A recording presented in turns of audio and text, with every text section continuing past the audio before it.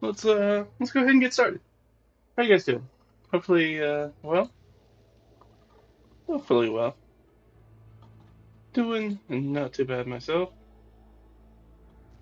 Um, just fix up with just a last thing before we get started. Ba-da-ba. That's done, and I believe this is done as well. Yeah. Ba-ba-ba-ba-ba-ba. Okay. Yeah, I think that's got everything for us. Let's. Can I do this? Oh goodness. Mm-hmm. No, I think this is all good. Still having the same problem with OBS, by the way. I don't know what it is, but anyways, I can't control the volume of my headphones, so I get to listen to the background audio along with you uh, at whatever whatever volume OBS deems I should listen to it at, regardless of whether I want to or not. Actually, can I do this? Let's do this. Okay. I think this helps a little bit. Yeah. There we go. Not too bad. Trying to not get myself super washed out, but there we go. I think that'll be all right. So how are you guys doing? Hopefully all right. We did not have a D&D last night, which is unfortunate. The party's in an interesting spot, so they're surrounded by guards, and they have somebody who's in the party who's being pursued by guards who has about 30 minutes left on their disguise self spell in this room, and we gotta see what's gonna happen with that. Um, I've made some notes as to things that could happen and things that characters could do during that time. But we'll have to see. And I thought we were going to find out yesterday, but looks like it's going to be yet another week. So we'll have to see about that. So yeah, that's it. Primarily, we did play on Sunday. Did anything interesting happen on Sunday? I'm trying to think. Uh, it was kind of an in-between session. It was kind of like learning stuff. It was not particularly combat oriented. We did find out that basically everybody in the everybody in the main party of characters plus our stable of NPCs that are the crew on our ship are pretty much cursed. Like everybody's got and not the same curse. Everybody's got some sort of different curse, except for I think my character and one of the NPCs, and we both have our own form of curse. It's just different. Uh, my character has all these social and familial expectations that they're trying to live up to, and our sidekick character, Halfling, not a bard, but a bard, uh, has, I think, 25,000 gold in debt that he's trying to get paid back, and there's leg breakers after him. So, cursed in their own ways. Everybody else is more standard magically cursed, but that's our curse. So yeah, I was finding out about that. It was going down. It was talking again with the Shogun uh, of the Tritons, which we're running the DM has Triton culture. A lot of this campaign is obviously underwater, and those Tritons, their culture is set sort of Shogun era. Japan is sort of the backdrop the DM's using for it. So speaking with the Shogun, and they have the Shogun's advisors have set out a number of tasks for our group to sort of prove themselves while jockeying for an alliance with them to join our Azure Sea coalition with a number of other nations and peoples who have banded together to fight off the Swagan threat of the Azure Sea. And so we're trying to get the Tridents on board with their uh, powerful samurai warriors, their Kraken Guard warriors, and it's going all right. Uh, but they're very like Shogun era Japan. It's all isolationism, so they don't really let any foreigners in, and we are trying to make that happen. So there's a lot of extra hurdles we kind of have to jump over, and we kind of have to hit everything really right to make it happen. But honestly, our enemies are doing half the work for us. They tried to already do some sort of weird false flag operation, which didn't work out super well, and we were able to capture a Colent and a Valenti and the Swag, and talk to them, and it's clear that they were doing a false flag operation. We got that done, and they cheated out the Colent of some payment, which seemed to be the thing that the Colent was most concerned about. Colent, at least for the setting, and I think sort of in general, are kind of the hobgoblins of underwater. At least that's how we're playing them. Which makes sense because we have a sea goblinoid PC in the party, so there's a lot of friction between goblin and hobgoblin. But undead the sea, kind of way. But yeah, that's it. I think we're going to go ahead and just kind of jump into it. So, like I said, we're going to jump up real first. We're going to have these. What is it? 5 quick ways to level up as a dungeon master or game master. And I thought we'd get these out of the way, sort of up at the top, so that way anybody who's more experienced, which I know a lot of my sort of audience is, the people who have been running games for a while, and most of my content's kind of focused around people who already know how to play the game, or games of which they are running, and this is more of a extra things to like layer on to kind of take you from not those early levels of being a dungeon master, but those sort of mid levels, that tier 2 and 3 that we talk about if we were doing D&D tiers. So we're not doing the levels 1 through 4. We don't usually do that advice like, here's the roles, and here's how to do this, and this is what a session looks like most of the time. Most of the time we're kind of in those levels like 5 through 16, those middle levels where it's like, okay, you know how to run the game, but here's some extra stuff that you take it from kind of the basic bones and start layering some extra stuff on top of it to kind of make the game more interesting both for yourself and for your players.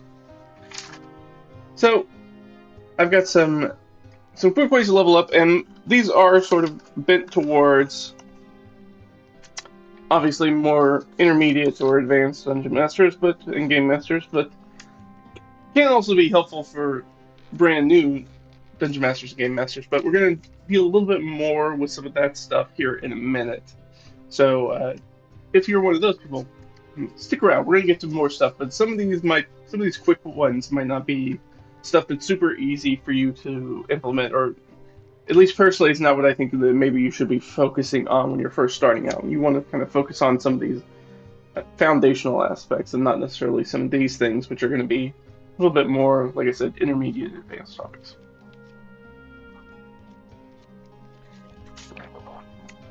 So the first one we have is the Art of the Deal, and this one is a little bit useful for absolute neophytes, but it's really more for somebody who's been running a game for a while, and if you're starting to feel like the game's stale, or you're not sure how to handle sometimes some of the weird stuff that players throw at you when they want to try to do things. Especially, I think it's a thing that happens that once you get into a rhythm of running games and understanding how to do that, and then you play with one new player or maybe a whole group of new players, and then they start asking about all this sort of stuff that's not really covered by the rules because new players don't know the rules, so they don't know what can and cannot be done, because one of the things that we do when we play a TTRPG, and that's one of the reasons we have a human dungeon master or game master, is to handle those sort of aspects. When things don't fall within the rules, when somebody asks like, oh, can I swing from the chandelier and try to tackle this guy? You're like, okay, that's not really covered by D&D rules, but we can make it work, I think. So that's what we're talking about. So this first one is Art of the Deal.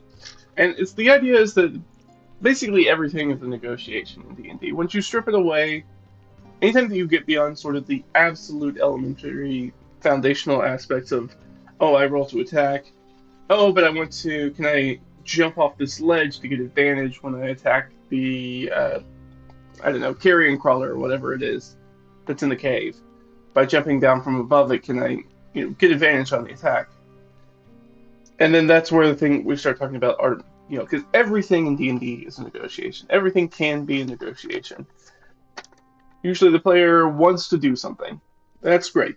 We know what the benefit is. We know what the end product is. But what we also need is sort of the ante, like what it's going to cost, and then the failure state. What happens if you don't pass? Let me give it better an example. Okay, so we talked about the carrion crawler. That's super easy example. So the carrion crawler is down below attacking the other party. Whatever you're the let's maybe not rogue because rogue would have sneak attack stuff going on. So let's say I don't know you're trying to think of somebody else who would jump into melee.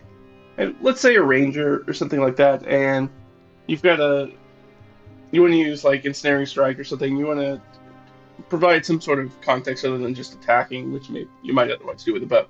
And so you're like, I scramble up on this rocky ledge so I can jump down and attack the carrying creature and try to get the carrying crawler and try to get advantage so I can get this ensnaring strike off. More more likely to get that off or whatever it is you're trying to do. Apply poison, etc. And you go, okay, so that's what you want. So the bet is it's going to take your action. You are clocking in like this will be my action if I attempt to do this. So that's sort of our ante for betting. So we know what you get if you're successful. We know what the ante is, what it's going to cost for you. Now what happens if you fail? And this is where you kind of get into the Dungeon Master and you talk with the player and be like, okay, you want to get this and get advantage. So I'm going to make this. Climbing and jumping is an athletics check.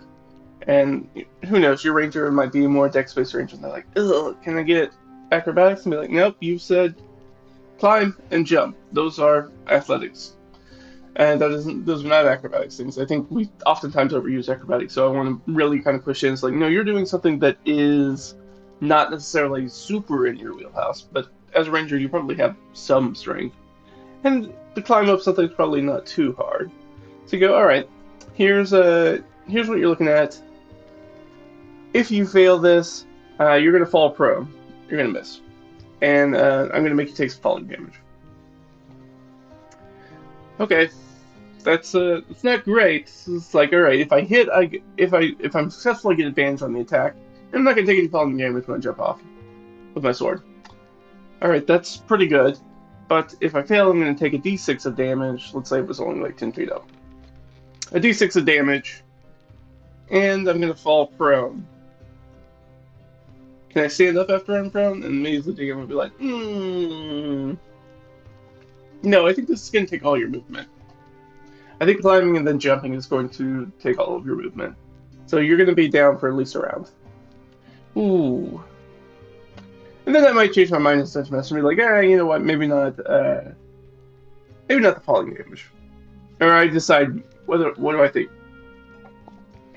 Do I think it's more significant for the player character to take the falling damage or be prone? For me, I might go, this is a person who's been avoiding melee combat. So if I put them in a melee combat spot in which they're in a disadvantage, I think that's more significant than just taking d6 of falling damage, which if they've been sitting back shooting a bow, they might not have taken any damage already. I'm like, I'd really give my monster the ability to have a prone character to attack with advantage. And hit him with the carrion crawler and hit him with the paralyzing bite. You go, alright, so what we're going to do is we're going to take away the falling damage, but you jump, you miss, you're prone, you can't get up. You're going to be out of speed. Okay, and then I'll set a DC and be like, I don't think this will be too hard to climb up and jump off of. I think that's pretty reasonable. I'm going to throw it in, our general range. I'm going to keep it on the low side. Maybe I go 13. 12, 13, 14 kind of sounds right. I don't want it to be too high, but they are trying to do it quickly. So 12, 13, 14, I might do something like that. I might tell them to see, I might not, depending on wise. If they're really struggling with trying to figure out whether they want to do this or not, because they always have to accept it. The player always has to accept it on your end. Be like, here's what you can do if you want to do that. Yes or no. If you decide not to do that, that's fine. Just attack it with your sword or go back to your bow or whatever you want to do. So if they're kind of on the fence of it, it's like they have an idea and I want them to use the idea. So if that's the case, I might tell them what the DC is. Otherwise, I might keep it secret, or if I might keep it loose. If I'm, like I said, I might be in that 12, 13, 14 range. And I'm like, I don't know, something in there. maybe I don't want to set like a firm number until I see what they get. And then I know if they roll a 12 or 13 or 14. If they roll it, and then I'll just go with what my mind immediately says. They come back and go, I got a 12. Be like, that's just shy, I think. Maybe I'll decide in a moment, or maybe I'll be like, yeah, that works. Sometimes it helps to hear it parroted back to you for you to really make a decision. If you have it down to a range, and you'll be like, just kind of go with your gut. Did that sound like it was high enough when they said it to you? Yes or no? Go with that. So instead of putting it in a range and then doing that. So that's a negotiation. So they make the bet, and then they make the rolls, set the DC if you needed to. Sometimes you don't need to set a DC. Sometimes it's um, like I've been watching through the backlog of not another D&D podcast. I've been listening to it, podcast, and I was doing it, and one of the things is one character was out of spell slots or needed an extra spell slot, and the monk was like, "Hey, Dungeon Master Brian Murphy, can I use some of my key points as a monk and take away some of those to give my friend, my compatriot, spell slot back?" And of course, Murphy's a very good DM, and he's like, yeah, I think so. I think if you spend 2 key points, I'll let them take like a first level slot back. They're like, great, yeah, absolutely. So that's another sort of negotiation. So sometimes there's not always a DC involved. Sometimes it's like, I'm going to trade a resource for another resource, or I'm going to spend some time doing this, or I'm going to spend some money doing this. I try to avoid having the characters just pay their way out of situations to get what they want. I don't think that's in line with what the game's trying to do in general, the design of the game. Though you could argue maybe that's not the case considering how much gold they get. But we're going to talk about that in just a second. But yeah, so essentially it's the art of the deal. That everything's a negotiation. It's depending on how good a thing your player wants, then that's how you want to make a detriment that's going to fit that as well as you can. This is really great for players that want to use spells in unconventional ways or something like that. Usually we'll see that where it's like, oh, well, I'm going to use this spell. It's like, all right, you want to do this weird thing with the spell that's not really meant to do. I'm going to let you do it. We're going to make it standard practice is generally to make it an Arcana check. Okay, so I'm going to need you to make an Arcana check as you try to exert your will over the spell in a way that you don't know it to work, generally. Then I'll decide what the DC is, and then I need to decide on a failure state, and that's usually where most people fall out there and be like, okay, the ante is a spell slot. Like, I'm going to cast a spell, whether it goes off, whether it works or not. I'm going to cast a spell. All right, so that's the ante. That's the cost to get into the negotiation. Okay, perfect. You do that. You're going to spend the spell slot. If it works, you get your intended thing back. But you might also put some limitations on it depending on some specific clarifications depending on what they are trying to accomplish. They're like, well, I'm going to spend this second level spell and it's going to explode the entire cavern system and kill everything in it. Okay, it's not going to do that. You're not going to be able to just hand wave away the dungeon with a second level spell slot. So you're going to get some of that. You're going to get something. You're going to get maybe a room out of that. And if there's a bunch of monsters in it, then I'm going to let you get away with this. I'm going to make the DC pretty high for what you're trying to do.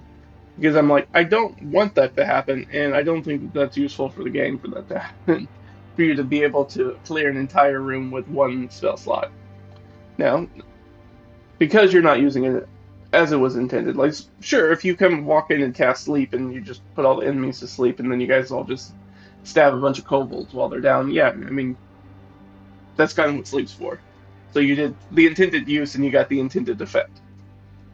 But doing something else, anything more than that, or going beyond what the sort of the letter of the spell is, requires a little bit of negotiation, and requires to be like, okay, if it goes badly, what is the detriment of that? And that's where a lot of people kind of what Dungeon Masters and Game Masters fall off is that if we're going to do the negotiation, something bad also needs to happen when you fail. Not just that you lose the spell slot, you were going to lose that anyways.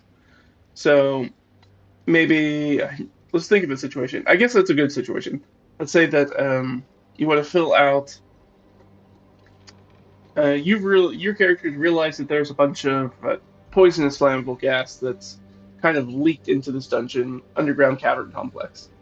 You're like, oh, I could use like a second level flaming sphere and just like roll it through here. We're just gonna roll this flaming sphere through here. It's gonna hit the methane or whatever the gas is, the poison gas that's in here, that's flammable, and just light up this whole place. Like, okay, it's not gonna light up the whole place. So I'm like, all right, that's not gonna work. You know, straight off. I might even give them an intelligence check, or I'll just tell them.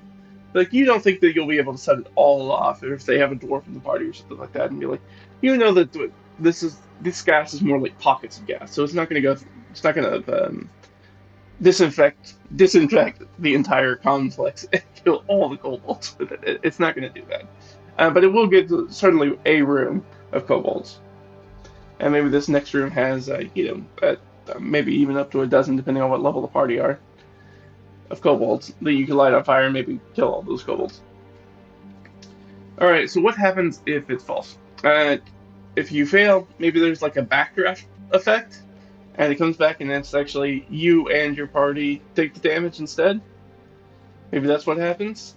Maybe it's the spell slot goes haywire. Maybe it sets off, makes a big boom. Instead, it just kind of makes a concussive boom, like a thunder spell or something like that, any thunder-based spell really. And so it's just gonna make a bunch of noise. It's gonna raise the alarm if you do this and it doesn't work out correctly. So now you've given them stakes and be like, okay, if I fail this, do I still want to do this? If they're on the fence again, then that's when you start talking about the DCs. If they're like, no, this is a good idea, and you don't say anything, they're like, oh, this will be a really, really difficult or something like that. So you can give them, without enumerating, without giving a very specific number, you can kind of give them an idea of the difficulty and be like, do you think this is not too difficult a task? You might even use the bands that they actually have in something like the DMG, where they're like, this is an easy DC range, this is a medium DC range, this is hard, very difficult, and impossible, right? The 4 or 5 ranges that there are. So you might use some of that language to key them in a little bit as to sort of what number range they're looking at, and they can look at their bonuses a little bit and be like, oh, well, I'm actually a sorcerer, so I'm not trained in Arcana, and I don't have any intelligence. So, maybe I don't do this. Maybe this would be more of a thinking man's, character, or thinking character's approach to this with intelligence, and maybe I don't do that. It's like, yeah, maybe you don't. Or maybe you do. Depends on your player.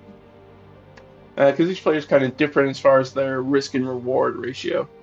Some players are happy to bet it all. They'll go all in very, very quickly and knock it out. And others are very, like myself, are generally pretty risk averse as players, and don't do that unless we really, really think the stakes are really weighted in our favor.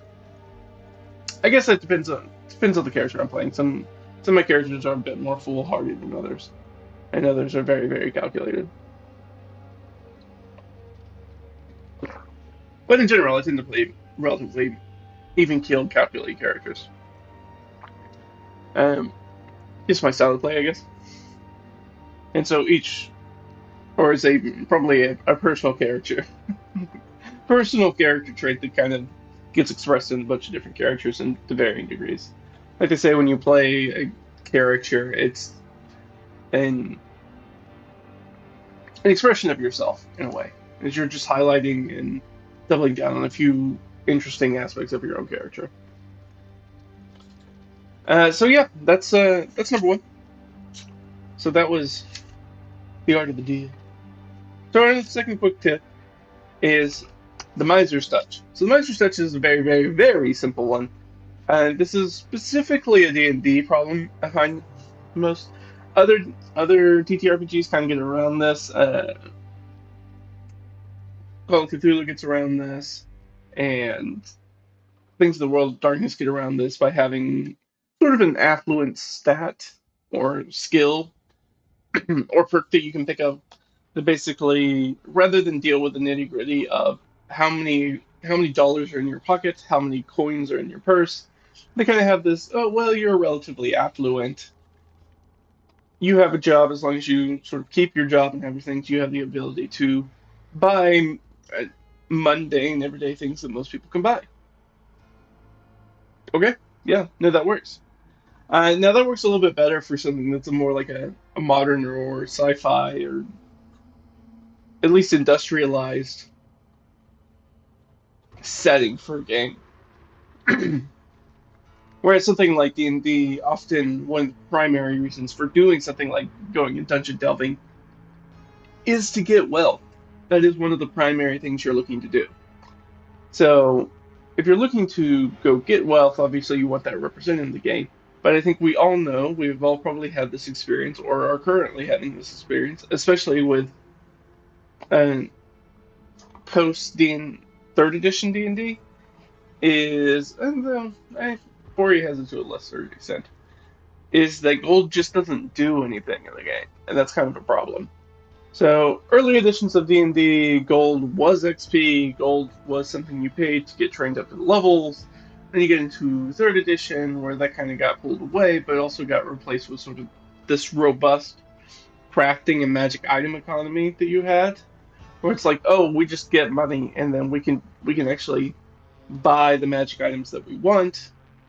The third edition had a much broader sense of magic is more widely available in most ways. You can just go and buy things, buy magic items. You can go buy a +2 sword.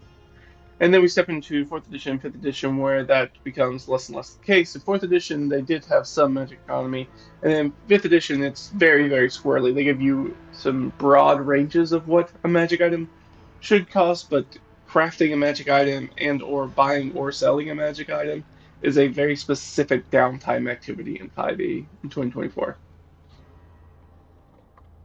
So it's very different. And this idea that you can't, they make it very plain in the rules that you are not supposed to be able to just walk up to the marketplace in any old little village and be like, I'd like a +1 sword, please. That that's not going to happen. That shouldn't be a thing. And then it's a game that gives you a bunch of gold, and then you don't have anything to spend that gold on, except essentially healing potions and low-level spell scrolls. Because they say that pretty much common magic items are available, which the primary useful common magic items in 5.24 is potions, standard healing potions, and first level and cantrip spell scrolls. Those are the things that you're going to get that are very useful. And when each of those only costs 50-ish gold, once you get up into a few levels, that's just not that's not a good use of your money anymore. You'll be like, what am I supposed to do? Carry around when you have 100 hit points, getting back that a max of 10 hit points is not for an action. It's not great action economy. So the idea with the Midas touch, or not the Midas touch, the Miser's touch, the opposite of the Midas touch, is to actually sit down, strip tons of gold out of your game. You can pretty much take any monetary reward, whether that's gold or gems. Gems are somewhat useful because they can be useful for specific spell components, but otherwise, gems are just a different way of saying gold, as are most art pieces and jewels, because we don't do anything with those in D&D. There's no like, oh, the process of selling stuff and markup or markdown on that, and we know what the market price of it, but that's not going to be the buyer's price or your seller's price. Like it's always going to be different. It's going to be about like half of what it should be. But we don't deal with that a lot in 5e 2024, and it's understandable. It can be tedious. I understand that. Usually, at least for my games, usually what I try to do is try to compact that all and be like, okay, you're going to sell all your stuff, and then we're just going to do like a charisma check, a persuasion check, or deception. I guess persuasion probably. Deception if you're trying to hype them maybe one item, but if you're trying to sell a whole bunch of stuff, like in bulk, probably a persuasion roll to vendors. And then just have the one roll and maybe best of three rolls, and then you're done. And I'll use that to put a modifier on the what you get versus the market price of those items. Uh, but yeah, for gold and gems, you can strip those out. Uh, I think you could very easily take all the gold that you generally give out as liquid currency that comes in like treasure bundles and that, and divide that by 10. And I think as you start getting up in the higher levels, you can even divide that by like 100. Because again, there's nothing for the characters to spend a lot of money on in the game. The rates for rooms and cost of living are pretty economical for an adventurer's lifestyle for the money that they're bringing in. So unless you're doing large swaths of downtime between all your adventures to really chew up all that money, or giving them something to spend that money on by, they need very, very expensive components to try to craft a magic item, which means that you now have to redo the crafting system, which you're probably not going to want to do. Or maybe you do. I don't know you. Maybe you do want to do that as Dutch Master. But in general, you don't. So I think the easiest way to get around this is to make gold it's a lot less likely for player characters to get their hands on liquid currency that they can hold and easily transport and move around and hold with them and sell. And mainly because then it immediately gets rid of that problem where it's just like we have a whole bunch of gold and nothing to spend it on. We were talking about my game I play in on Sundays the other day, and this past Sunday we're like, oh, I should probably go and get a magic bow at this point because I haven't had a magic bow and we're like level 7. And like I still don't have a magic weapon. I mean, I do have a magic weapon, but I don't have a magic bow, which is a primary weapon. So I'm like, can I just like go buy one? Like, oh yeah, it'll cost you like 100 gold. It's like, great, that's 100 against our like 8,000 gold we have. That's not a big deal. It's like, can I get a more powerful one? No, it's kind of all they got. All right, I just buy them a basic magic bow then, just to get over. Essentially, at that point, we're level 7, and I'm like, I just need a bow that will get me over the hump of resistance to non-magical BSP, bludgeoning, slashing, piercing. So I just need a bow that's going to not hurt me in that way. But then we still have all this gold, and then nothing to really spend it on. And we did spend it on ship upgrades. That was a good way for us to get it out of there. Even though ship upgrades didn't really help us too much in the last ship battle we had. And our ballistas couldn't be angled to shoot the shoot the enemies, and the anti-boarding measures that we had only stopped, I think, 2 creatures from getting on board. So, we spent a lot of money, and I don't want to go that great. But, dice are hot sometimes. But that's the miser side. So just consider how much gold you're giving out. Think about, I personally don't follow the guidelines that are in sort of the 5e 2024 guidelines for giving out treasure because I think they give out way, way too much gold. Um, and so I have my own little system that I've used. Obviously, if you've watched me do the solo RPG stuff, you've seen me use my minor treasure tables and giving out that sort of stuff, which is a little bit different than doing something than a horde that might be, that a dragon or some other larger keystone monster might be sitting on, like our BBEG. Probably not. Probably has more stuff on them than what's in those minor treasures. But I use the minor treasures, and generally, if they do come across money, that's usually not a lot. Usually they'll come across, oh, you got 15 copper pieces in this purse. Great. Uh, but I find it helpful for the games that I try to run. And so I think it might be helpful for you to try it out as well, is to really reduce the gold. So then, and I do a lot more materials that people pick up and be like, oh, there's this stuff that's worth, like this slab of marble is probably worth 3,000 gold. But it's also a massive slab of marble, and how are you going to move this thing? And then it becomes a logistical issue. And so I do that so there's always more treasure than the party's probably ever going to be able to carry, wherever they are, if they get anything that's worth a lot. Uh, but then sometimes they come across jewelry that's it's got like a nice gemstone or something set in it, and it's worth a few hundred. gold by itself, and that's just something you can put in your pocket. So it's a little bit of balancing act. The idea is that I think the D&D works better if you cut out a whole bunch of the gold, where especially in the low levels, like just trying to get your hands on things like saving up to buy riding horses or plate armor is a decent expenditure. Like it's a goal that you work towards. If you want riding horses for the party, they're 25 gold a pop, I think, if I remember correctly, just for riding horses, not like war horses, riding horses. Like I guess they're probably like roundsies, maybe palfreys, probably roundsies. And that's a horse thing. Uh, that I learned only for D&D is there's a few different types of medieval horses. That what a tangent. There are destriers, that's the ones everybody knows. Those are the big war horses. There are chargers or coursers. Those are the ones that are light and agile and they run real well. There are roundsies. They're sort of your all-arounders, so it's easy to remember. They're kind of the workhorses. They do a whole bunch of different tasks. They're kind of your average horse. And then you have the fourth one is Palfrey, and the Palfrey's the one that usually has the nicest gait. It's the most comfortable to ride on. So if you want to add more context into your games for horses, that's a super easy way to do it.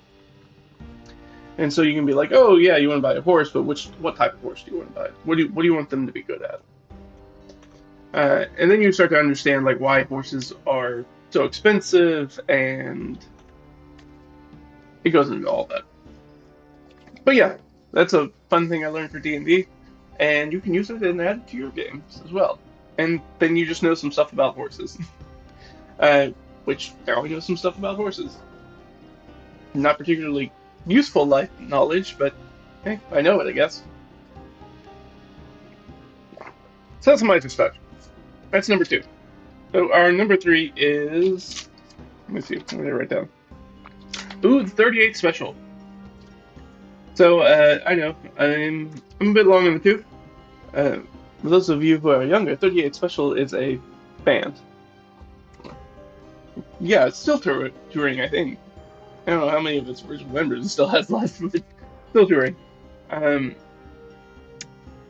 So essentially, what you want to do is what we're calling the 38 Special, is because you want to hold on loosely, but not let go. And that's a song from 38 Special. So the idea is that when you're doing your prep, you want to prep to improv. That's one of the things that we often talk about. It's sort of a golden rule for D&D and other TTRPG masters of different elves, keepers, storytellers, etc., directors. Now with MCDMs, draw steel out. This idea that there's an old, I think it's an Eisenhower quote that it's like, plans are useless, planning is indispensable. That might not be the exact wording, but that is the importance of the phrase. That is the intended purpose of the phrase. Is that, hey, having a plan is not super useful because, as we know, no prep survives contact with the players. They're going to do some weird stuff. I had that happen in our last Friday game where they took a large tangent and got wrapped up with the local constabulary, the policing force, the guards. Wasn't expecting them to do that, but that's where we are. So having whatever you write down for prep is not hugely important, but the process of doing the prep is usually the thing that is the most useful for you, because that means that you're thinking about the game and you're thinking about things that could happen and might happen and what you might do with that. So once you kind of know the board and all the pieces that are on the board, that gives you a better idea of how you can move things around. All the tools that are at your fingertips as a Dungeon Master or Game Master to essentially improvise or accommodate whatever wild hijinks your players are going to get into, and they're going to get into hijinks. It's what players do. So we're prepping the improv. That's part of it. The other thing is that because of that, you can't focus in on so hard on the planning aspect. You can't have a bolted-in storyline. That's where you get into problems where people start the actual definition of things like railroading. It's like, it doesn't matter the choices that you guys make, like you have to follow the line of the story, and no choices that you make will will deviate from what's already going to happen. It's a bit of a railroading is a bit like predestination, fictional predestination theory. So that's pretty much the idea. So part of it important in that is also kill your darlings as a Dungeon Master game master is that you got to hold on loosely. Like you can't hold on too tightly as to your world, the NPCs that are in the world, the plot that you want to run, any of that stuff. Like you can't put in a white knuckle grip because if you do that, when it falls apart, you're going to be upset. You're probably going to take it out on your players, and you're not going to feel good about the game you're running. So don't do that. You got to hold on loosely. Be like, these are the things that I have an idea that I want to happen, but kill your darlings is the important part. Is like, try not to give things plot armor. Be like, oh, this was a guy that's going to be really important for a quest that I have that's in the background that they're going to run into in like 2 sessions. And they're having a conversation with this NPC, and I think that they're going to draw weapons and kill them. Now, I could make them jump through all sorts of hoops and just have this NPC basically get away and not get killed, or I could let them kill them if they decide to do that. If the NPC can't either run away, fight them off, or convince them to not kill them, which can try to do all those things, and then if they kill them, then we start thinking about the consequences of killing this person and what it means for the quest that I had lined up. And there's always other ways to get player characters introduced to a quest. So that's not really the difficult part. The difficult part is being like, okay, I like this NPC or whatever. I really had this grand way for them to get into the story. I plotted all this stuff out, and now I have to throw it away. Like, that's why you don't want to hold on too tightly. You want to hold on loosely. You want to have an idea for that. You want to have that, but realize that you have to be always super flexible when you're doing your prep. That's why we prep to improv, is you want that ability to be flexible and be able to accommodate what you want to get done as a dungeon master and accommodate all the silly stuff your players are going to get up to, which is going to be a lot. Let me see, is there anything else that... No, that's pretty much it. So that's pretty easy. So we'll go over this all again, but our number one is that everything's a negotiation. That's the art of the deal. After that, we want to make sure that we have the miser's touch. We want to strip out some gold, make things a little bit more difficult, a little less... we want to make our player characters a little bit less like they're walking banks, with nothing to spend their money on, nothing to invest their money in. So we want to do that, and then our third one that we talked about is we want to hold on loosely. You don't want to be a frustrated writer. You want to be a storyteller, but there is collaborative storytelling, which the term calling D&D a storytelling game kind of leaves a bad taste in my mouth. It's like, at the end of the day, it is a game where you kill orcs and goblins and stuff. I mean, it's not really a story.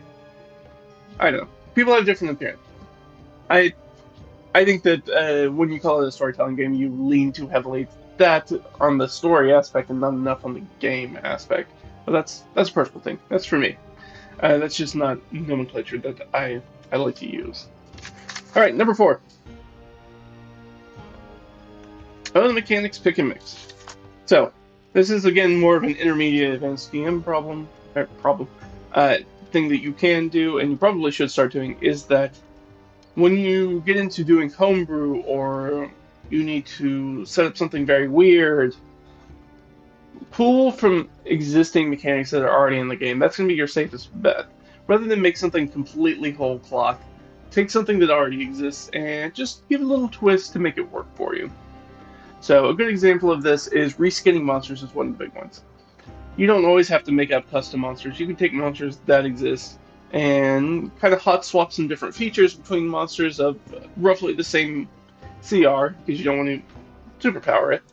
Unless you're trying to raise or significantly lower the CR of a monster, then you have to get a little bit weird. But rather than do that, you might want to look for a similar monster that is already in that CR that you can just kind of change up the flavor of. Like you could reskin something like Methods really easily to be wisps or other lower level elementals of a type if you just need more weak elementals, but you don't necessarily want methods because methods are a very specific type of monster.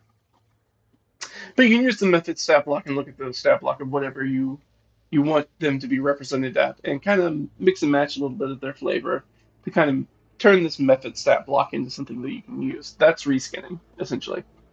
So reskinning is a big one for the pick and mix mechanics. Another one is magic items. I find this one really, really useful. So anytime that I give out magic items, I like to give out custom magic items rather than just stuff that's in the book. That's me thing. I give out book stuff too. So I'm trying to think of recent stuff that I have planned. So I have an artisan's tool, like a mastercraft artisan's tool set that can be won in an upcoming competition in the game. I guess that's spoilers for my players. You guys already know those prizes. That's just one of the prizes. I haven't told you specifically what the prizes are. So you can get this mastercrafted artisan. And so rather than just be like, oh, it just gives you a +1 to the check, I was like, no, essentially what it does is that it gives you, when you use this, I know I have the card around here, so it may actually be in my bag. I was just going to look at the index card with the stuff on it, but that's all right. I know it from memory, or roughly. Is that basically when you use these tools, you have expertise with them. You are trained. You make the roll as if you have expertise in the tools. So if this is Thieves' Tools, instead of getting your Thieves' Tools is actually a really bad example because the rogue's almost definitely going to put their expertise in Thieves' Tools. So it's a little bit better for Artisan Tools. So let's say that well, one of my players' characters is cook. So if I wanted it to be these masterwork cooks or chef's tools, be like, okay, every time that you are doing your cooking with it, you treat this proficiency as you double the proficiency essentially, as if you had expertise. So that means that somebody can still help you with it, and you can still get advantage on the roll, and you get to double your proficiency bonus. So it basically adds something because at first I was like, oh well, I'll just give them advantage. That's usually the easiest thing to do. And it's like, yeah, but they can get advantage from somebody helping them already. So I want to give them something else. And I was like, I could give them guidance. Guidance would be another way to go through it and be like, oh, whenever you do this, you get to roll an extra 1d4 and add it to it. Like that's good, but maybe I might want to reserve that for something else because I like to give those out as books. So if it was like a recipe cookbook, I'd be like, okay, if you spend 10 minutes referencing the cookbook before you make the check, which in a cooking check that you shouldn't be doing a cooking check during combat. I mean, I guess you could, but I think your other players might be mad if they're being that the dragon's breathing fire on them, and you're like, sorry guys, I've got to make these dumplings real quick. Uh, trying to make a cooking check. So probably not that. So most of the time you're going to be doing it out of combat anyway. So you're probably going to have 10 minutes to read the book. So I can see it'd be like, okay, you've got this cookbook. You're going to read the cookbook, and you're going to use your mastercrafted artisan tools, and you've got the dragonborn over here is going to be your sous chef. So you've got this ability. You're going to be like, you're loaded up. This is probably going to be a good roll. You get the +1d4 and acting as guidance from referencing the cookbook. You have the masterwork tools that's just going to double your proficiency. So let's say instead of a +2, and now it's a +4, plus your wisdom, I think is what I usually use for cooking. And you've got your friend here who's also going to help with you. So they're going to give you advantage on that roll. So you're probably going to get a good roll. And then that gives you the idea instead of just having one magic item, you can actually have multiple magic items that are useful for the same thing. Except for, I think usually those guides, I don't even make magic items. I think that's just like, oh, you have like a handbook that you pick up in the wild. It's like, oh, having I think I had a book that they could have bought from a traveling perfumer that was it was like a guide to flowers or something like that in the area. It was like, oh, if you get this, you'll get an extra like 1d4. You would have gotten the extra 1d4 guidance because I wanted to do it because I don't think anybody in the group right now has nature because our druid's kind of MIA. So it's like, oh, if you have it, it's going to give you an extra rather than just doubling your proficiency because they don't have any proficiency. give them the extra 1d4 as a guidance. Be like, yeah, you get guidance whenever you're making nature checks, especially when it's related to flora. But then I don't think they bought it. I can't even remember. They might not have had enough gold. Anyways, they didn't buy it. Which again would be the miser's touch because it don't give them a lot of hard cash currency. So if they want stuff, they kind of have to save up for it, which is not bad. It does give them this idea where they have to balance sort of their everyday cost of living base of and the things that they want to buy in the future.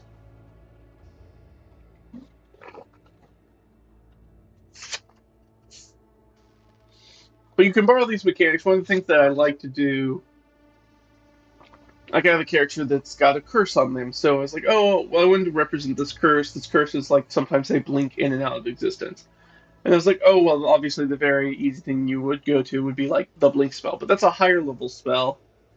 And I was like, yeah, but it also needs to be, it's based off of somebody trying to touch them or harm them. So I was like, actually, what I'm going to do is I'm going to co-opt essentially what the Displacer Cloak does, which is that if you get if you're attacked by somebody when you have the Displacer Cloak on during the round, all attack rolls have disadvantage until somebody hits you, and then it resets at the round. So it's like this temporary disadvantage. So it's like, oh, I'm going to take this and I'm going to give it to the character and be like, this is your curse. So whenever it's got a boon benefit to it. So anytime that you guys are in combat and somebody tries to attack you, and I think I changed it. So instead of having it be every round, I think I did it every short rest. I think is what I did is when it resets because I didn't want it to be too powerful or too debilitating. So it's like it doesn't reset till a short rest. But until then, everybody who tries to interact with you with this player character has disadvantage until the character is interacted with successfully. So obviously that means attack rolls against them, but it also means people trying to like do things like use cure wounds on them or heal them.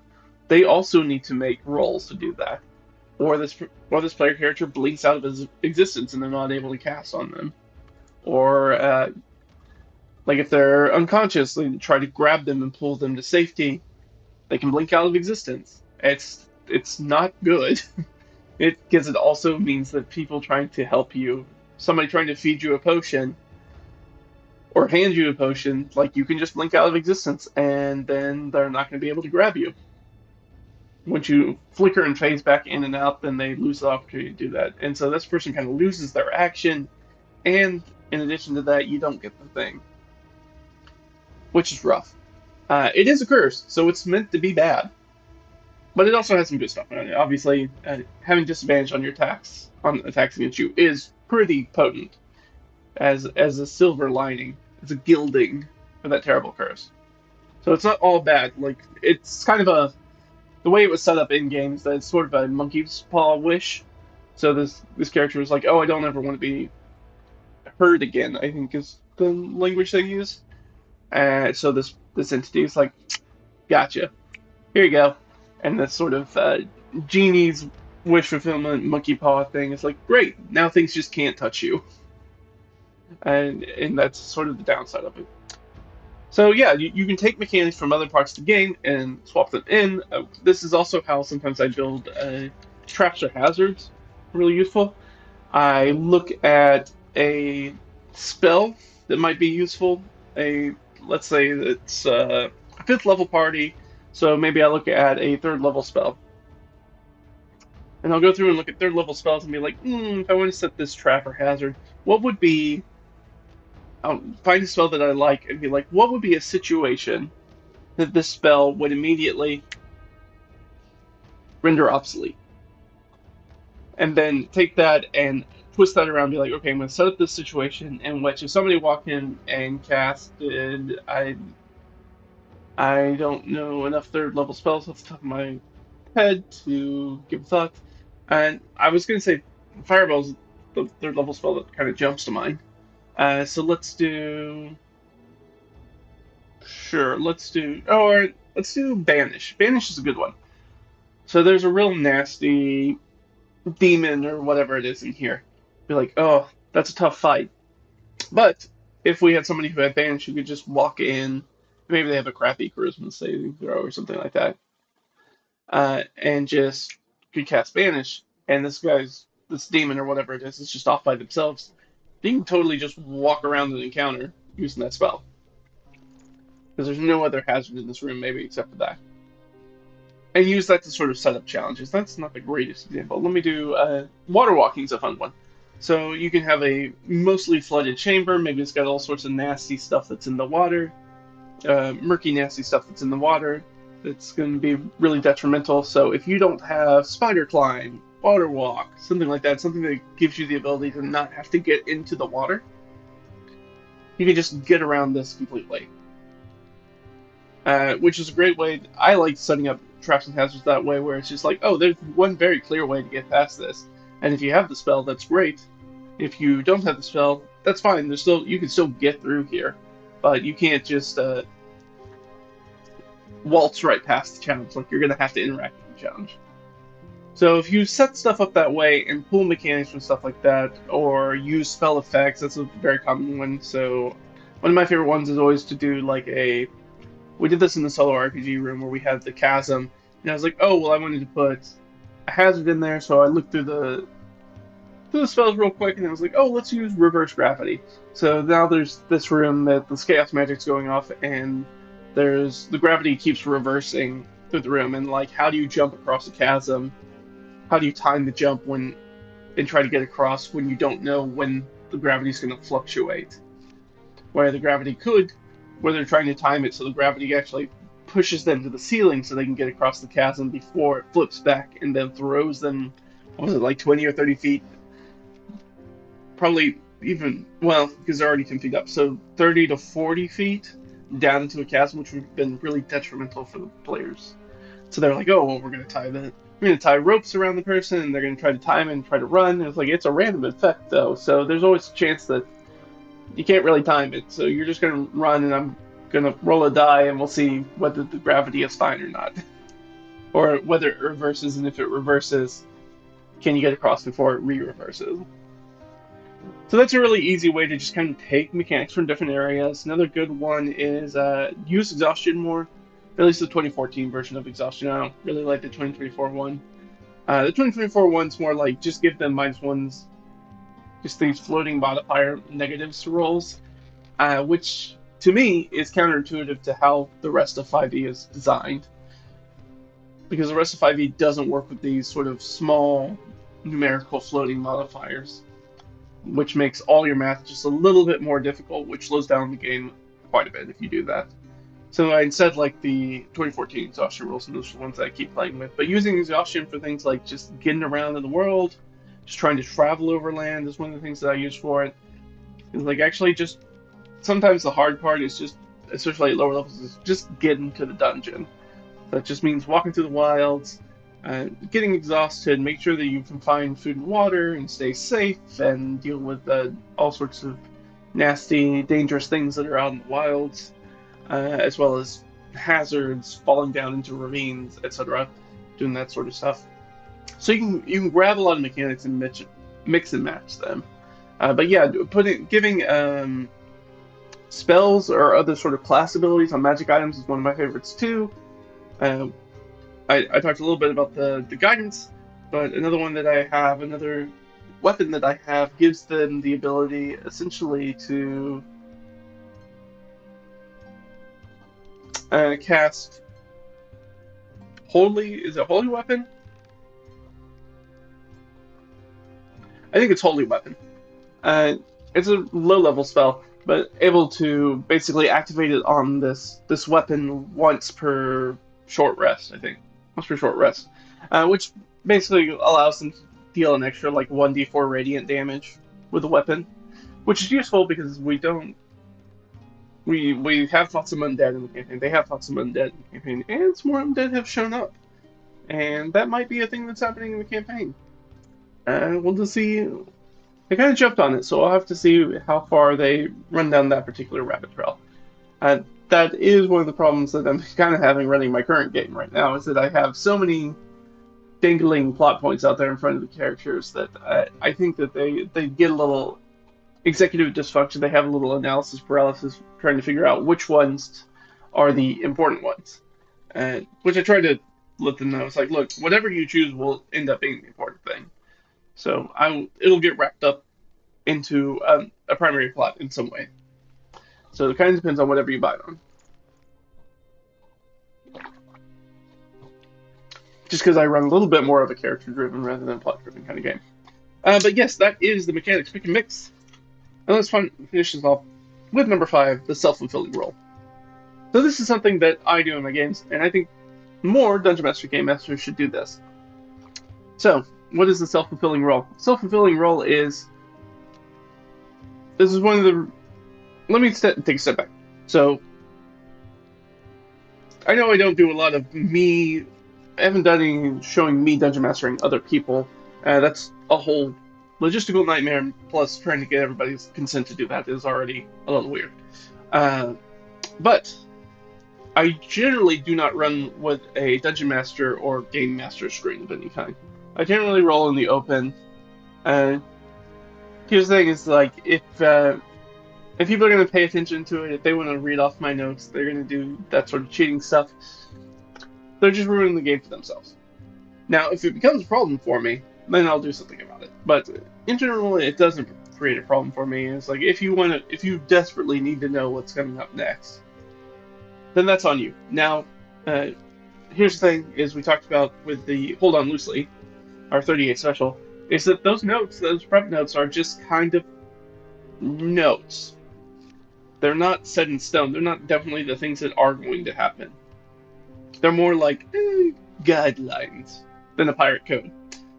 They just give us the idea of like, here are some things that I think might happen, some things that I think are important, some things you could learn, some people you might interact with, some monsters you might fight. So it's a lot of maybes and not a lot of must-be's. So even looking at my notes, you're like, you could kind of get a sense of maybe what might come up, but usually not a full dedicated, unless I'm running a dungeon. Then it's usually laid out by room, and you would know. So usually those I try not to flash to anybody, because those are going to be very specific notes. But you have the idea with the self-fulfilling role, and that's role ROLL, is that I take the burden off of some of the stuff from myself, and I push it back on the players. And you're like, okay, well, what exactly does that mean? It means that I have the players roll for a lot of stuff, including stuff that happens to them. So just here, I just got a little bullet point list about things, jotting down some roles that I sometimes have the players roll at the table. Attacks on themselves or others. Sometimes it'll be like, oh, this thing's happened to this character, and maybe they've gone off on their own, and they split the party and they've gone off on their own. I will have the people who are not involved in the scene be like, guess what? You guys get to roll the bad guy dice. And I've had... It's fun because often I try to keep a little bit of mystery to it and not tell them exactly what they're going to roll beforehand.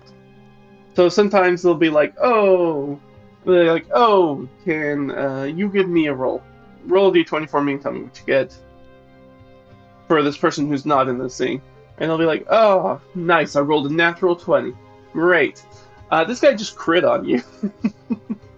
And be like, oh no, that was a bad 20. This wasn't a good 20, it was a bad 20. And do things like that. Or they'll be upset that, they get a natural 1 and be like, oh, nope, natural 1's great. This guy completely misses you with the attack. Or completely fumbles their save and they're going to take double damage. Maybe I'll decide that. Or not. Kind of depending on what's going on in the fight. So yeah, I let them do attacks on themselves too. So sometimes I'll let them, and this isn't always, like it's not like I don't roll dice. But sometimes I just like to mix it up, especially if it's getting down to the wire. This is one of the things where it's most useful. If things are getting into really dire straits, and if you're a dungeon master or game master that, maybe fudges a lot. One of the ways, and you maybe don't like that, or maybe your players don't like that as much, one of the things you can do is kind of remove your hands from the situation a little bit and be like, okay, this is going to be a critical roll. We know you're low on health. This guy's got 2 attacks. So, who's going to roll those attacks? Or am I just choose two people and be like, you roll a d20 and you roll a d20. And depending on what they get, we're going to find out whether they kill you or not. Leaving that up to them, or I might make them roll for themselves. The attacks on themselves. I'll do things like NPC checks or reactions. I'll let the players roll for that sometimes. And of course, any sort of random chance, wandering monsters, helping to set DC. Sometimes I'll use them. People who've watched the channel before may have seen the video that I did where I talked about some. I think it's my 2d6 favorite tables video. So check that out over on the channel page. And one of them is the DC's table, which is technically a 3d6 table. But it is a random way that I use to set DCs when I just need to set a DC and I don't have a good... Sometimes I'm like, okay, that sounds like DC 17 to me. But sometimes I'm like, I don't really know. And then I'll just roll 3d6. Or I'll have each of the players roll a d6 and tell me separately what they get. And then I do the little bit of math because it's not just 3d6 and then that's what it is. It's 2d6 plus a d6. Again, just go watch the video. It's a very simple thing. Once you internalize it, I internalized it probably in the session of trying to use it. And then from then on, it's just stuck in my brain. As a quick and easy way to do DCs. Quick and dirty ways to do DCs on the fly, which is going to give you a range.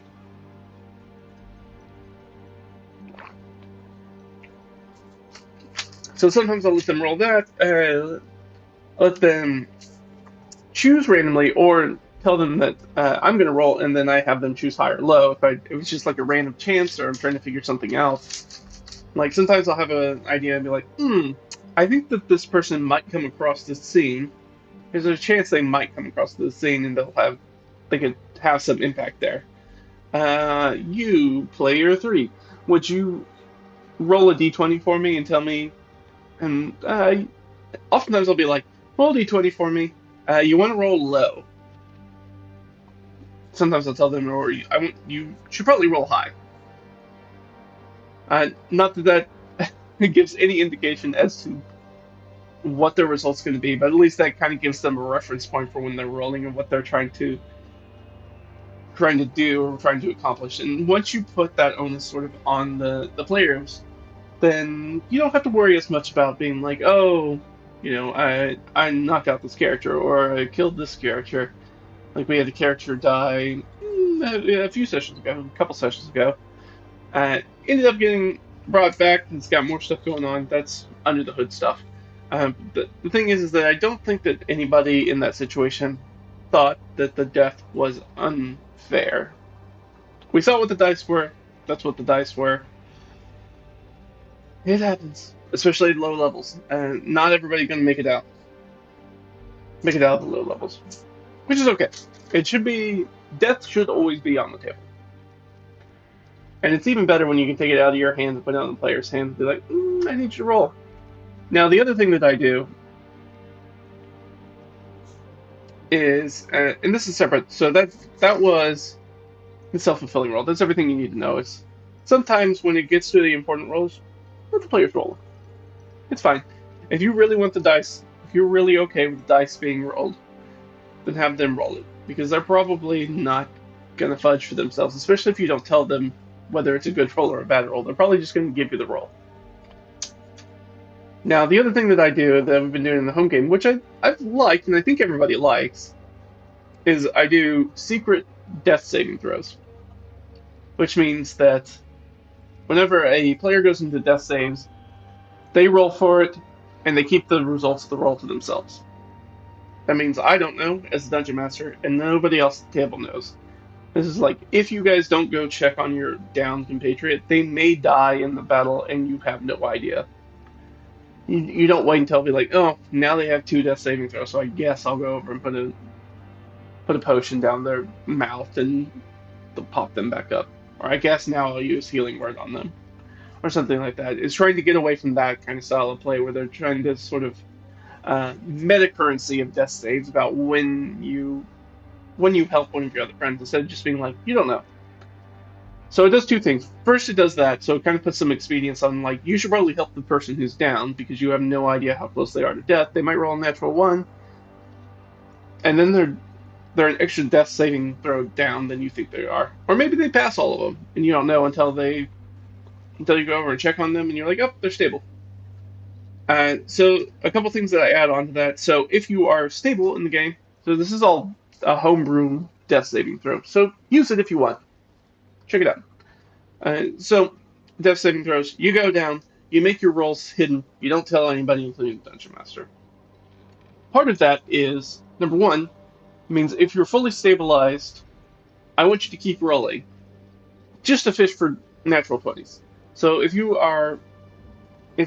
and 3 rounds go by in this long combat apparently, and you've saved out of it, and you're like, cool, I'm stabilized. You keep rolling death saves until you're brought back up, on the chance that you might roll a natural 20 and pop up 1 hit point.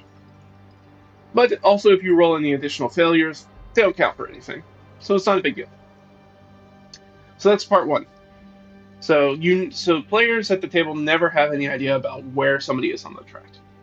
The second part is that the players are in charge of their own death saves. So if they want to fudge, that's okay. They can be like, oh, and they can fudge. I find that players fudge both ways. Some players are like, I'm kind of done with this character, and I want to move on from this character. And they'll be like, okay. So what I'm going to do is I'm just going to, regardless of what I roll, I'm just going to say that my character fails all their death saving throws and just dies.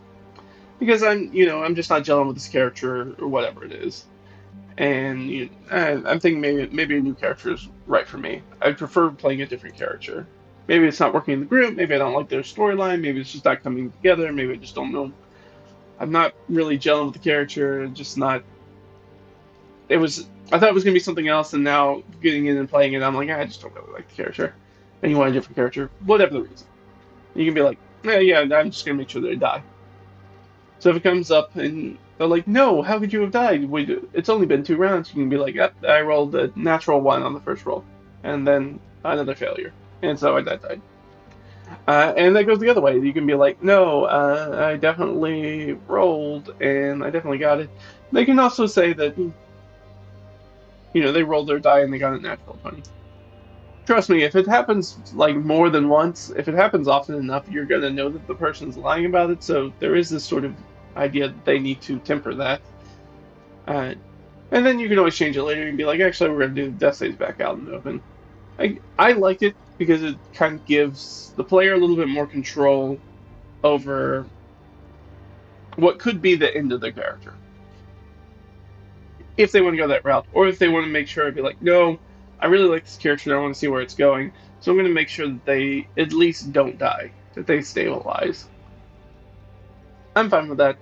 I think that this is an aspect of the game where I don't want to lean too heavily on, because that, as somebody who has had more than one character die in games just because other people were too busy to come over and apply like a stabilize or give them a potion or cast a spell on them. They decided they'd rather keep fighting the monsters instead. It sucks to die that way. I'll tell you, as somebody who's had more than one character die that way, dying simply because the rest of your party is preoccupied sucks. It's not fun. And it doesn't make you want to play very much with those players. So I like to just kind of sidestep that a little bit and be like, it's your character, you're kind of in charge of their ending. You can decide whether that happens. Now, of course, you might have a super nasty bad guy, because I'm playing the BBEGs too as a DM, and be like, this guy's smart. He's very vengeful, he's very sadistic.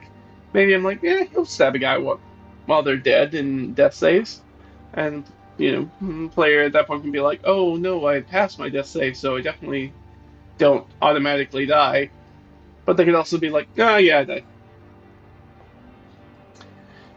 And then you have to think with the players, and the players are like, you can't start freaking out, and then the player characters start freaking out because then they're like, oh no, this character might actually die. Rather than sort of how death is played right now, which is sort of like, whatever, we'll get around to you. Death, without going out of your way, it's kind of hard to kill, like perma kill a PC. in one combat, just because it can take up to 3 rounds, a minimum of 2, if not 3 rounds, for a player character just to die, just doing nothing, unless you go out of your way to hurt them. You can kind of put that fear of God back in them. But that's a self-fulfilling role. So let's go back over all of them real quick. So we've got the art of the deal. So that's making sure that everything's a negotiation in D&D, Pathfinder, etc., any other TTRPG. So you want them to ante. What are they going to spend? What is the resource that's on the table just to get into the discussion? That's your spell point, your spell point, spell slot, your ability that you're going to try to use, your um, money that you're going to put on the kitty, whatever it is that you're anteing up for. Then what they want out of it. So what's the success state, and then what is the failure state? What's the bad stuff that happens if you fail this roll? In addition to just losing the slot because you're going to lose the slot or whatever it was, anyways. So now there's actually a detriment to it and a positive. Which can seem a little bit harsh. It sucks to use a high level spell to and then the thing not work, and then have an additional benefit off of it. I think the juxtaposition of that is that you are trying to do something with this resource that it's not meant to usually do in the game. Otherwise, we'd be using those rules. So if we're using the negotiation rules, this negotiation framework, we're already beyond what the rules can cover. So we're out in kind of no man's land. So you getting into no man's land is being like, oh, I'm going to give the spell slot, or I'm going to give 1,000 gold to try to, let's say, bribe this guy or whatever it is. So you do that. If you succeed, this is what you'll get. If you fail, this is what you'll get instead, and then setting the DC. And then if they're on the fence about it, about whether they do or don't want to do it still, then you just kind of give them an idea of what the DC, if not the exact DC. You're like, oh, well, you got to roll 14 to do it. Okay, 14. Then they can look at their character sheet and be like, oh, 14, I can probably do a 14.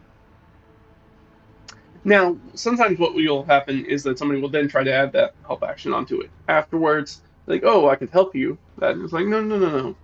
No, no, no. The time for saying that you were going to help has passed. You should have done that earlier. When in the setup. Not anymore. So now you don't get the option to then, after I give you the DC, then try to hedge against it. You should have tried to do the hedge beforehand. So that's sort of the art of the deal. The Miser's Touch, get more liquid currency out of your game. So reduce the amount of gold that you're giving out, and or easily convertible gold or gold stand-ins, which is things like gems. Just gems that are worth like 25 or 50. Sometimes they're spell components. Most of the time they're not. So getting those out of there, and that'll just improve your game a whole bunch by reducing the amount of just situations players can just buy their way out of because they can't use their money. Their characters can't use their money on anything else. So giving some sort of sink, if you can't give a big sink for a lot of that money, is then reducing the amount of it that gets into the game in the first point. To be like, oh, people just don't have a lot of liquid currency around for the most part. So the things that you do pick up in dungeons or you do steal from people tend to be materials, tools, items that then you have to try to figure out how to sell again to somebody for liquid currency. So that's the Miser's Touch. The 38 special, hold on loosely, but don't let go. Make sure that you don't cling too tightly into the story you have in line, the plots you have, the prep that you've made.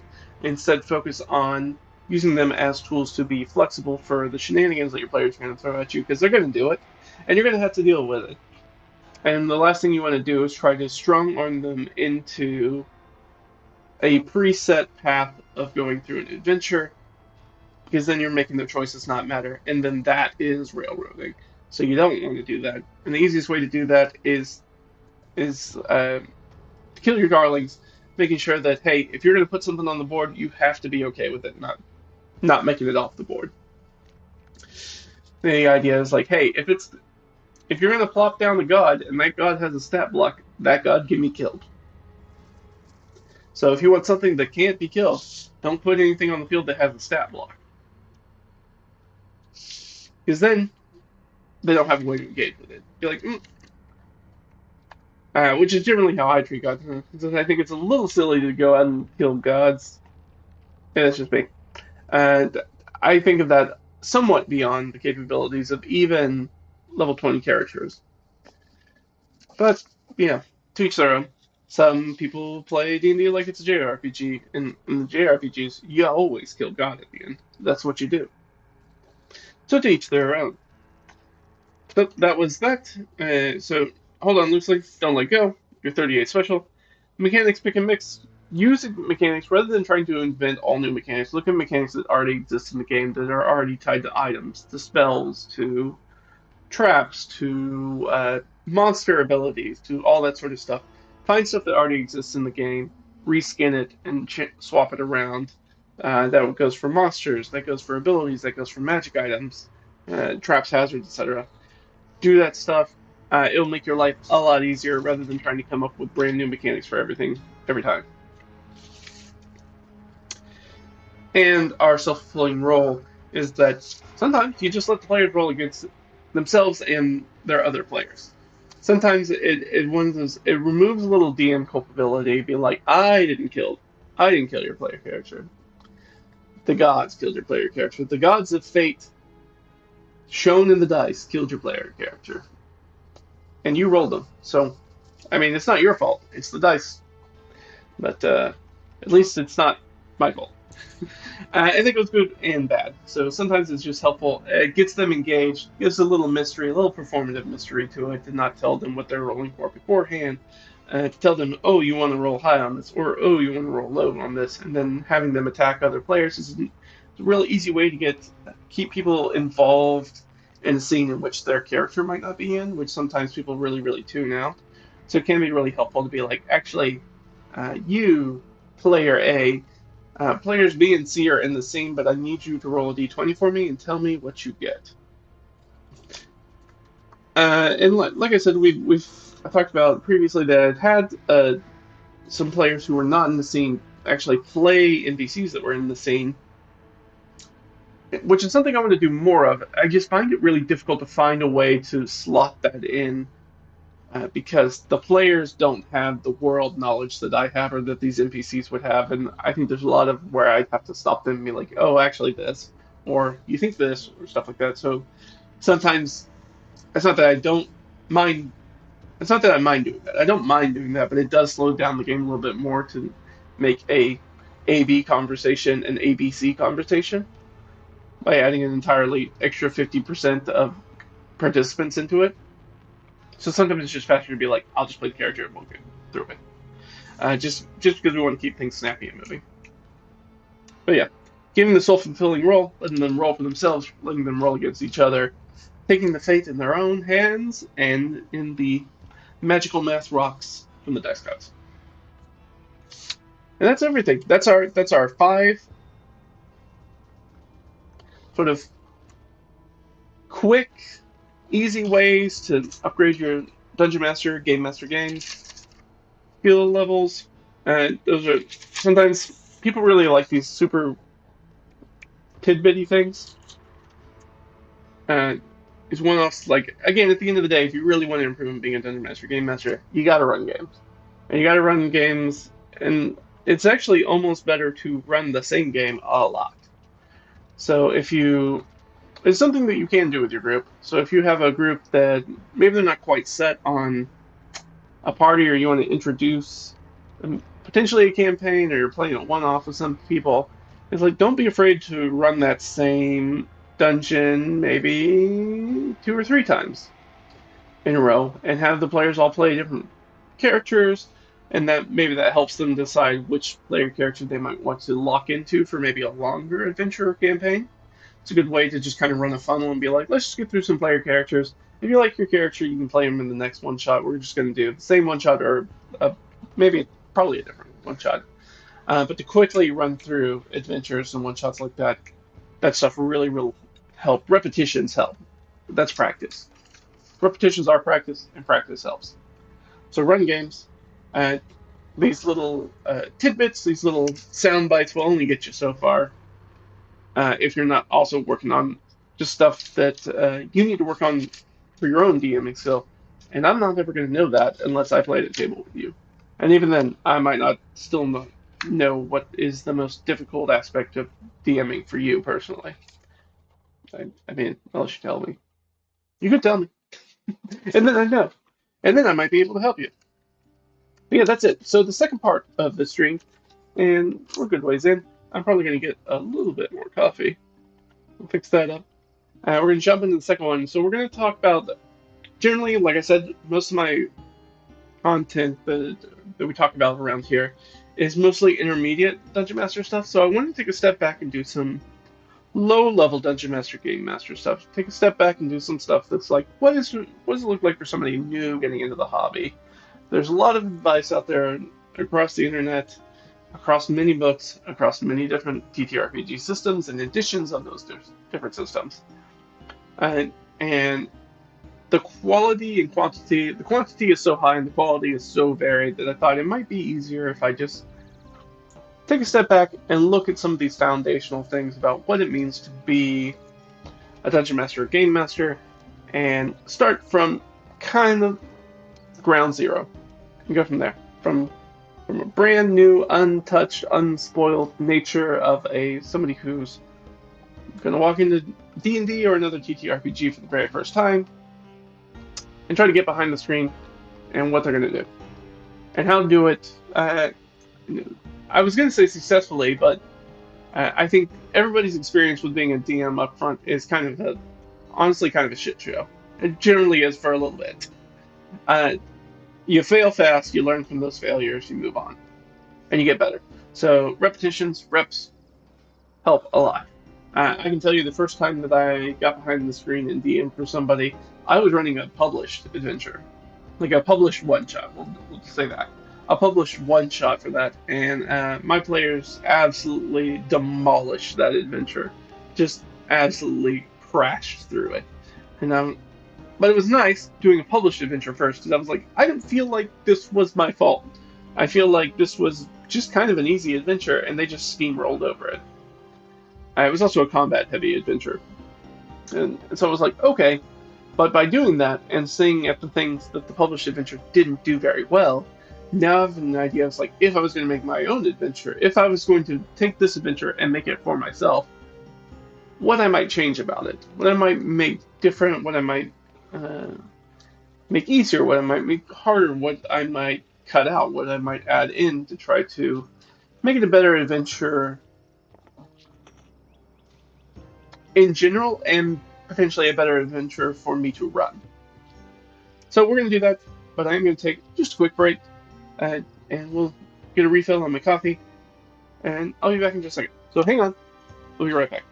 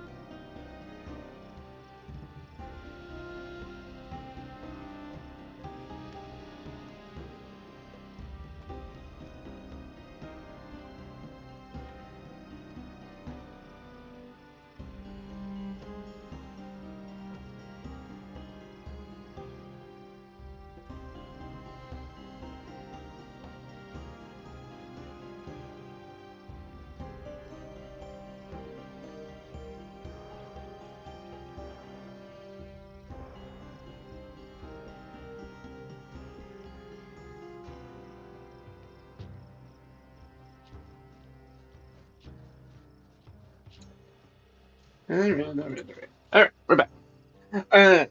So, I made a mess making my coffee. I, I make pour over coffee, and sometimes my filter is real fast, and sometimes it's real slow. This was one of the fast times at Richmond High. I just quickly overflowed my cup. So I had to wipe everything down.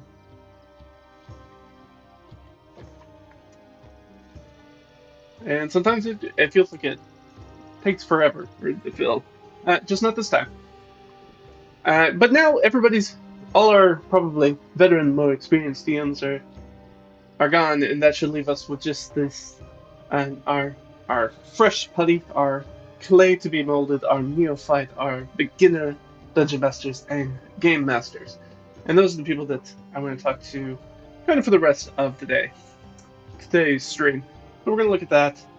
We're gonna start kind of at the beginning because I realize, like I said, I make a lot of content generally for more intermediate thing dungeon masters and game masters. So I thought it'd be good to do also add some stuff for some brand new people, people who are getting into the hobby, or maybe are just maybe they played the game for a while, but, never been behind the screen before. So let's do a little something for you guys out there.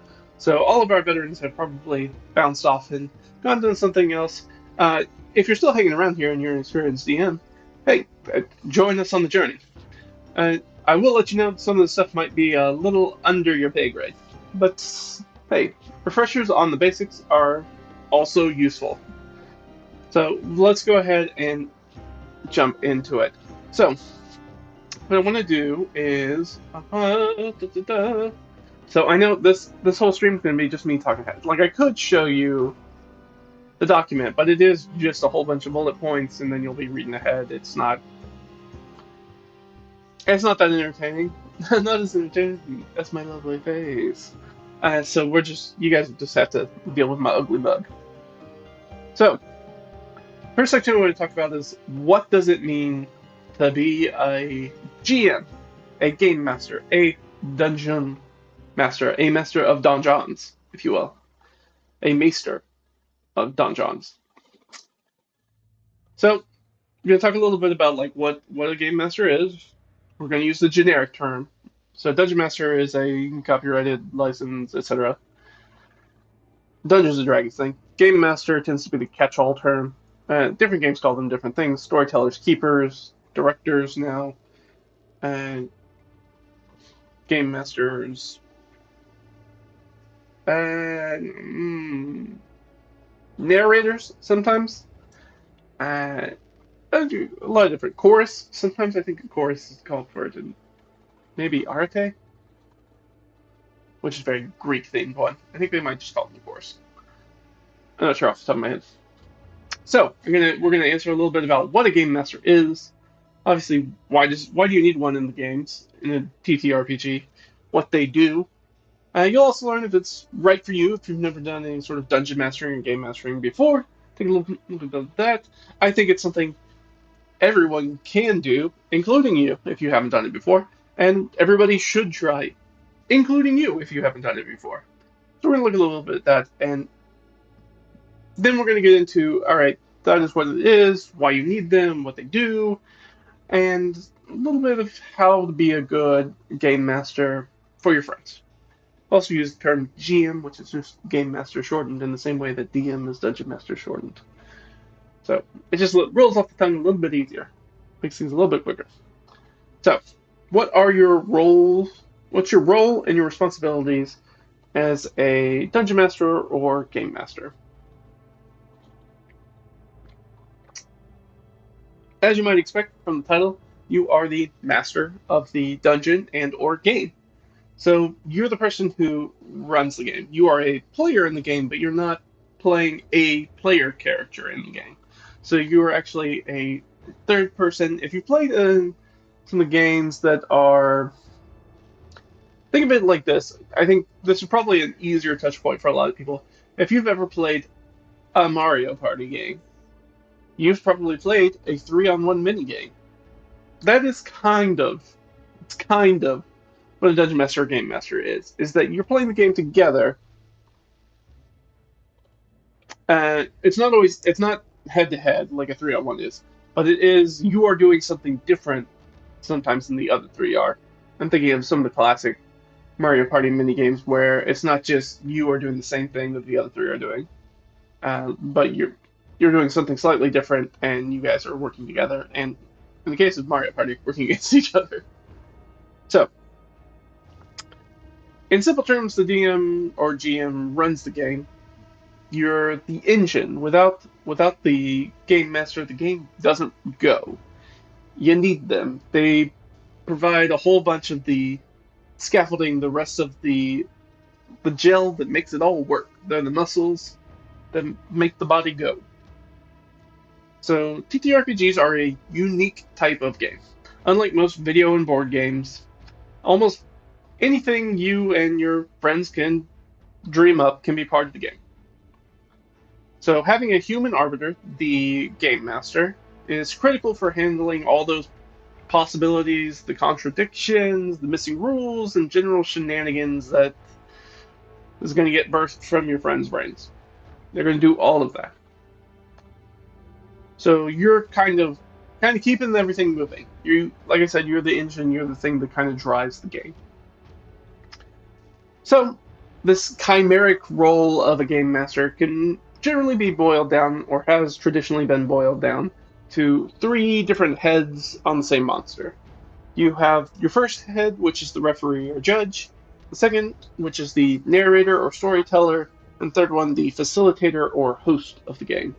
And different people kind of call them different things, so it's either judge, storyteller, host, or referee, narrator, facilitator, or some version that's very similar to those three things. So let's kind of go through them a little bit. So the referee or judge aspect, that your first chimeric head. You interpret the rules, you adjudicate the situations that aren't covered by the rules. That's what you do. That's your. Sometimes it's also called an arbiter.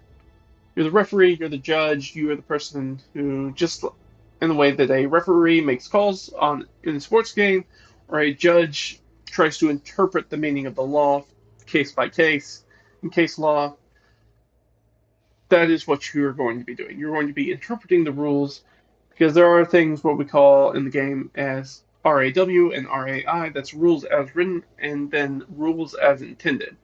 Because sometimes the letter of the rules is not necessarily what the designer is intending. Sometimes they misspeak, sometimes they have blind spots. They don't think that somebody's going to interpret it a certain way, and then people try to interpret it a certain way, and they have to make clarifications. So your role as a referee or judge is to do that. So really, you just kind of want to focus on three very specific things to be a really good judge or referee or arbiter. You want to be fair, you want to be consistent, and when in doubt, give your players the benefit of the doubt. You always want to hedge just a little bit in your players' favor. So you don't, in the same way that in the very basic mechanics of D&D, 10 plus on a roll is generally successful, like death saving throws. Even though that's not 50%, that's not evenly balanced. It is, in fact, 55%. So you're more likely to save than not save. And everything in D&D is kind of built around this assumption that that 10 plus on a roll is generally a success based off of your bonuses and the difficulty of the thing you're doing. But at a base level, like things like death saves, the way that we set up DCs, passive traits, you add 10 to it. We're building stuff around that number of 10. So it always just hedges just a little bit in the favor of the player. We want to do that. So we want to be consistent, we want to be fair, and we want to give our players the benefit of the doubt, or hedge things just a little bit in their favor. Not a luck bit. They still need bad things to happen to them, and you need to be the one to make the bad things happen to them. And you will be. Nobody else is going to do it, so it has to be you, because you run everything else that's at them.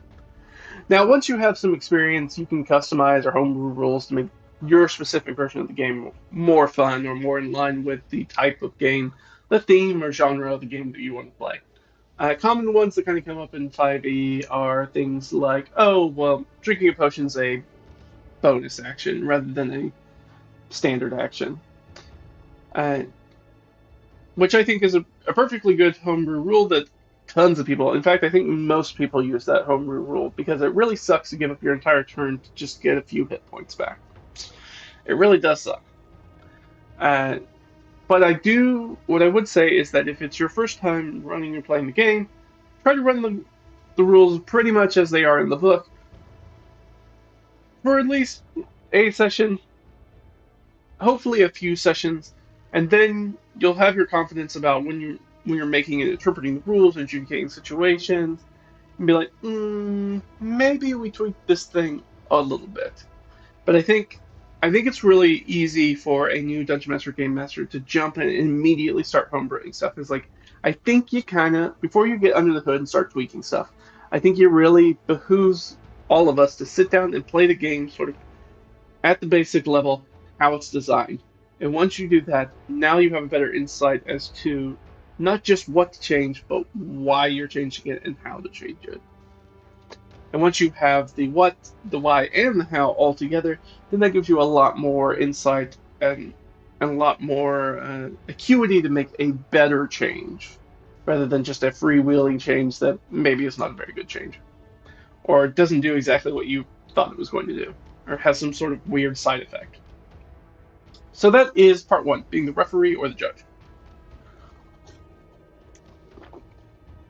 You just make calls on plays, you make rulings on the field.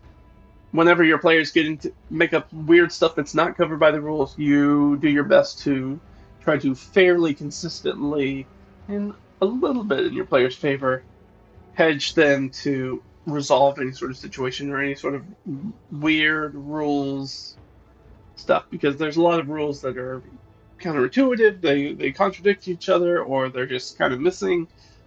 This happens a lot when you play with new players who aren't super familiar with the rules, and so they're like, "Oh, I want to do this is a game. You told me anything's possible. Well, I want to swing on the chandelier and drop off and tackle. I think that's what I said earlier. Swing on a chandelier and tackle this guy and subdue him. You're like, cool. Those things aren't super well handled by D&D, but as the referee or judge, I'm going to figure out how to make this possible because it seems like a thing that should be feasible. It's something you could do. I don't see any big reasons why you couldn't do that. You're like, okay, I'm going to make this. I know that I said earlier that climbing and jumping is almost always athletics, but doing something like swinging across the chandelier does feel a little bit more balanced acrobatics. So I might let them do either. Like, okay, you can roll an athletics or an acrobatics check in this circumstance because of the nature of what you're trying to do. And we go right into that art of negotiation, the art of the deal that we talked about earlier. Okay, you want to do this weird thing. Now we're going to get into the negotiation aspect. So we've already gone over that a little bit, so we're not going to retread that here. And it's not something you need to be too worried about if you're a brand new dungeon master either. Like, that's a little bit more of an advanced thing. You'll be like, they want to do this thing, I'll make it a roll. If it's unclear whether this should be successful or not, make it a roll. If there's no reason you see why it shouldn't work, or that there's no real grand failure state from them not succeeding, then it doesn't need to be a roll. It just happens. This is where you get into trouble with things like locked doors with new dungeon master. New dungeon master's like, okay, give me a check to unlock the door. Ooh, you failed. I guess try again. It's like if there's nothing that's bad that's going to happen by not unlocking the locked door, and we have to unlock the door to continue with the adventure, then they just open the door. The door is not a real obstacle because there's no fail state for it except to try it again or break it down in a different way, or the barbarian breaks it down with their axe. So it's same effect, different way to get there. Now, the effect of having the barbarian break down the door, once you become a little bit more of an advanced dungeon master, you start being like, okay, that creates a noise. So if you go that route, then there's a chance that somebody hears you, some of the monsters come running. And you might do a wandering monster check or something like that. But we're getting a little bit off topic. So that's referee or judge. That's the first head of your the chimera that is being a dungeon master or game master. The second one is narrator or storyteller. You are your player's view into an imaginary world. You are the camera lens for them into the world. So everything that they know about the world has to come from your mouth. That's all they know. Or I guess writing if you wrote like a document or something and shared it with them. You get it. It still comes from your head. You are their viewport into the world, into this imaginary world. You present the world as the narrator, and you play all the NPCs, the monsters, and everything else that the players are going to come across in their adventures. Which, we'll get there. That does sound a little overwhelming. It's really not. Most of this stuff is not super important. They're very much, I'm thinking old school anime. You see it still in new school anime, but where sometimes background characters don't even have faces. They don't have any features on their faces and stuff like that. And be like, these are clearly not important people. They're just here to kind of set the scene. That's all you need them here for. Or because the player character needs an answer to a simple question. We don't need to RP this out. You ask around, these people give you directions to where you're trying to get to. It doesn't need to be a scene. But sometimes it can be a scene. So that's what you do. You are sort of their viewport into this imaginary world. You present the challenging adventures to the PCs. That umbrella is essentially everything from trying to run a purchased or free one-shot adventure to running an epic multi-year, built it all the way from scratch campaign and the world for that campaign to be set in. So it can be a little bit or it can be a lot bit, depending on what you want to do as a Dungeon Master or Game Master. Again, generally my advice is to use some published stuff first, run some short adventures, get into the mode of doing it, and then start spiraling off your creativity from that. But make sure that the engine kind of runs. We talked about you being the engine for the game. Make sure that the engine runs, that game runs really well, and then once you're comfortable behind the screen, now you can start working on these other aspects. But get the foundations down first. So, the last thing is that you're going to play Tetris a lot. By that, I mean you're going to take a bunch of disparate choices and actions that your players and their characters are going to make in the world, and you try to organize them into a somewhat coherent story as best you can. One of the things that I will warn you of as any sort of new Dungeon Master or Game Master is do not create the story first and then try to force your players down the contents of the story. That really gets you real close to railroading, where the players don't feel like they have any agency in what's going on. They're like, no matter what we do, we were always going to start here, we were always going to finish here, and we were always going to follow this linear path from A to Z to get there. And nothing we did along the way made any difference, and none of the choices we made impacted anything. That's railroading. You don't want to do that. So have an idea for the story. Have an idea kind of what you want to do, but you really are going to be playing a lot of Tetris. You're going to be trying to figure out choices and actions that the player characters make within the world and how the world reacts to them, and trying to stack them up into a nice brick. So that's narrator or storyteller. And our third sort of role, our third head as a GM, is the facilitator or host. That means, and this is sort of the longer one because we kind of have a little bit to say about this. That is facilitator or host. You run the table. That includes controlling the pacing of the game. You try to make sure that the game never grinds to a halt, that things kind of stay snappy, keep moving. As best as you can. Sometimes the players really kind of pump the brakes on stuff, or sometimes they try to really, really zip past something. So you need to choose the moments. That is part of your role, is you choose the moments when to zoom in for more attention on stuff and zoom out for less attention on stuff.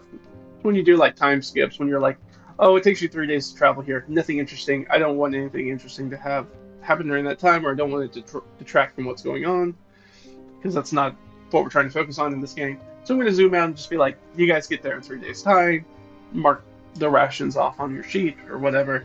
Or you might do something like, do you guys discuss anything important during your trip? And kind of leave it up to them, let them drive that train if they want to drive it. Take over the train, we're going to mix our metaphors. not drive the train, we're going to take the reins of that aspect. We changed it. We changed our mode of transportation.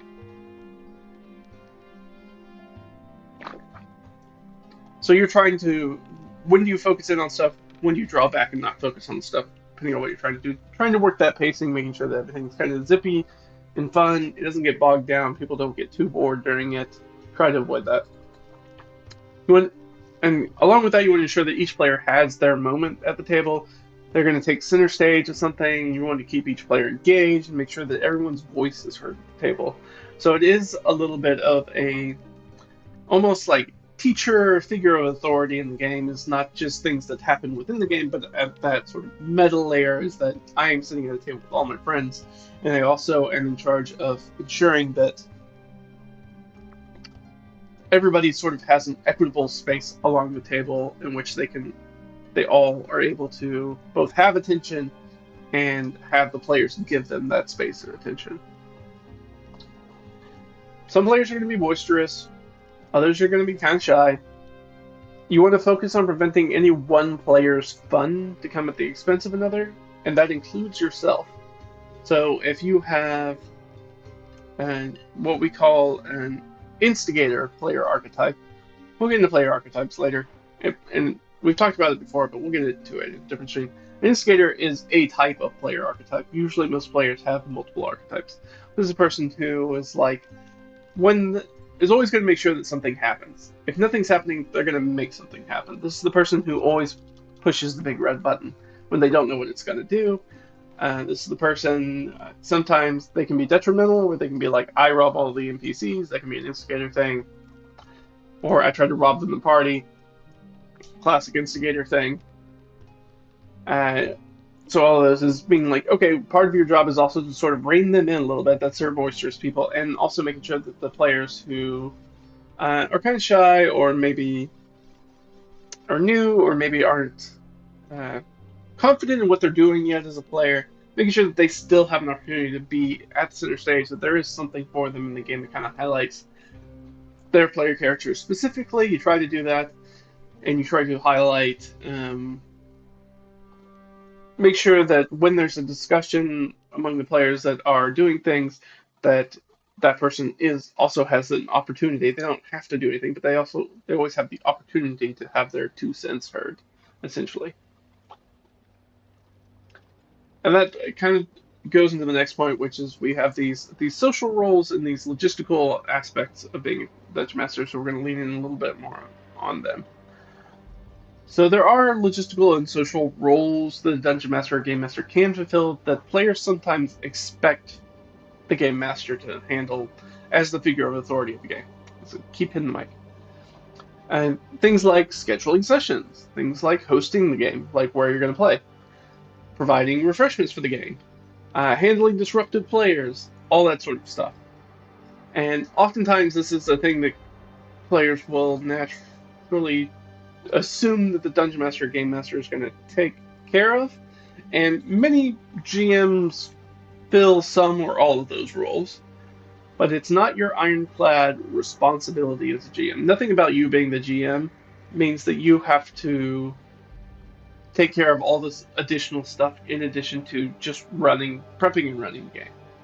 As the player of the group who is routinely doing homework, aka prep, between sessions, you're doing more work than anybody else at the table already, just to make sure that like we said, just to make sure the engine runs the game. You can, and in my estimation, you should push the logistics and social responsibilities back on the group to help shoulder some of the responsibility. You're busy doing the prep. You already have homework that you do in between each session. So leave it up to somebody else to do stuff. Fill in some of the stuff that we talked about, like scheduling sessions. Any player can be the person who schedules sessions. It helps if it's the person who is the location where you're playing at. So if you guys aren't playing at like a friendly local gaming store, if you guys are playing at somebody's apartment or somebody's house, you can be like, okay, that person should probably be the person who's in charge of scheduling sessions, because they have the field in which you play, and so they're the best one. And then you know when that person's out, Whether you have some other place to play or if that person being out means that you definitely aren't playing that week or every other week or however often you're having sessions, that you're going to need to reschedule stuff. So I find that super useful as a traveling Dungeon Master Game Master, which means I pretty much never run games at this location behind me, never here, simply just because I do not have the room to do it, and I do not have a table to do it at. Uh, and location, there's a lot of things that go into that. Usually you want to look for some sort of central location for all your players. If you're playing in person, if you're playing online, then whatever.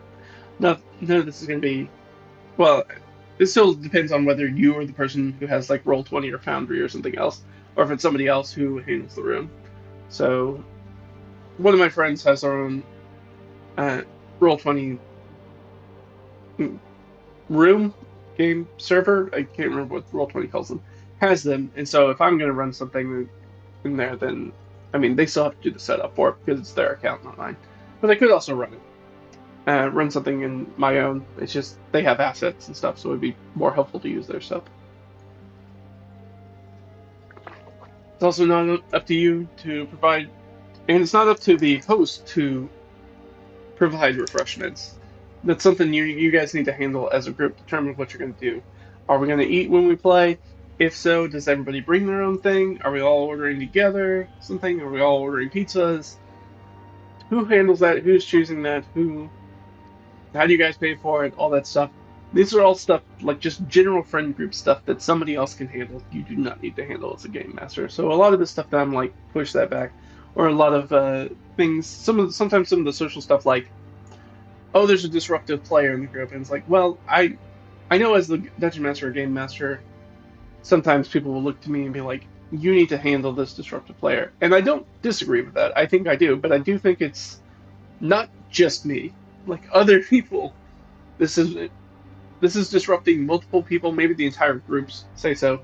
So this is going to be, we should have like an open table conversation about it where everybody puts this in instead of me pulling them aside and being like, hey, other people have told me that you're being disruptive and no, I'm bringing it. That's not helpful as being like, hey, so before we get started with this week, we had some stuff kind of come up in the last week, and I think myself and some, you can just leave with myself.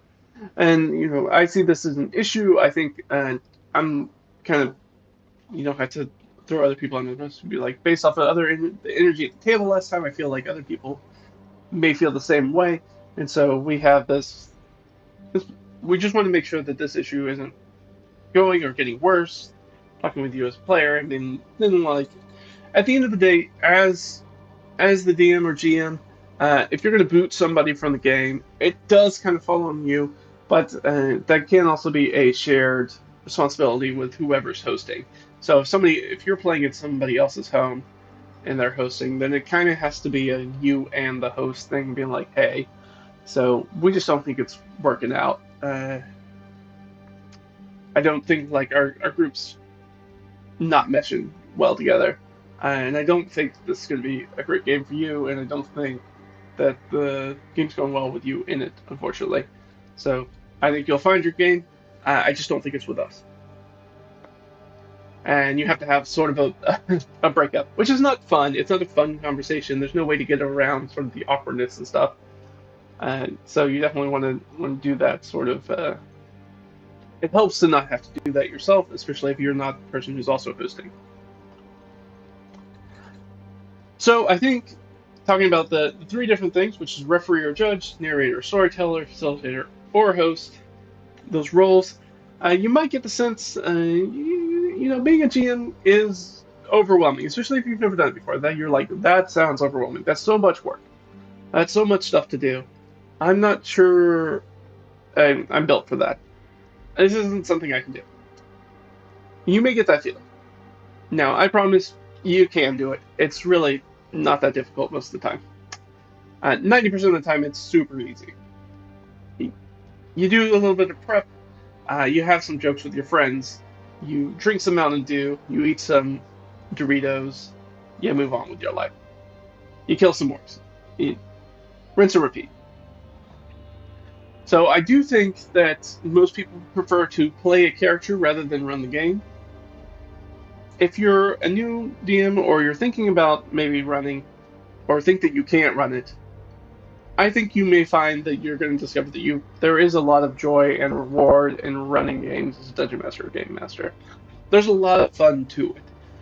It doesn't mean that whoever's running the game then doesn't get to enjoy playing the game. It's like you do enjoy playing the game. It's just it's a different aspect of it. And then there are other people who are, we use the term sometimes forever DM or forever GM, but there are some people who primarily like to run the game as opposed to play an individual character.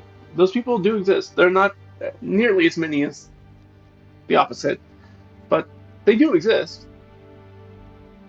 Uh, and I know from my standpoint is I do enjoy running games. I like running games for my friends. It's fun. I enjoy it. Do I enjoy it as much as being a player character? I find that hard to gauge because I really do like running games. But it's a kind of an apples and oranges for me. Is that it's a different type of fun. It's not less fun than playing a character, but it's a different type of fun. I get different. It like activates different parts of my brain and makes my brain chemicals do fun stuff. I like that aspect of it as being something different. I feel like I like the improvisation. That I feel like I have to do a lot more of that as a dungeon master or game master. Like I like that aspect of being like, okay, we're gonna have to make some quick decisions. We're gonna have to figure it out on the fly. Like that's sort of stuff that gives me those brain chemicals really like. Whereas when I'm playing a character, I'm thinking a little bit more about sort of their emotional depth and kind of what's going on with them, and my problem solver brain kind of pops in. My investigation aspect of that kind of pops in, and it tickles a different part of my brain. So, different. It activates different areas of my brain. So I like doing both of them. So it's hard for me to be like, I like one more over the other. I think, in general, I'd probably be happier playing a character 100% of the time rather than running 100% of the time. Because sometimes I feel like I do need to refill my cup as being a player. I think it's hard to be the forever DM. And I think all of it can be overwhelming. I don't want to downplay the part where that feeling of overwhelming you might have felt when I was reading off all the stuff that, like, this is kind of what a DM and GM does. It can be overwhelming. I don't want to downplay that. And it can end in sort of dungeon master or game master burnout. So let's talk a little bit about that, and that's kind of going to be the last thing we're going to talk about for the DM role. So we talked about what it means to be a GM. So your roles and responsibility, the referee or judge, you're going to make sure that the game rules work, and when the rules don't cover something, that you're going to adjudicate that.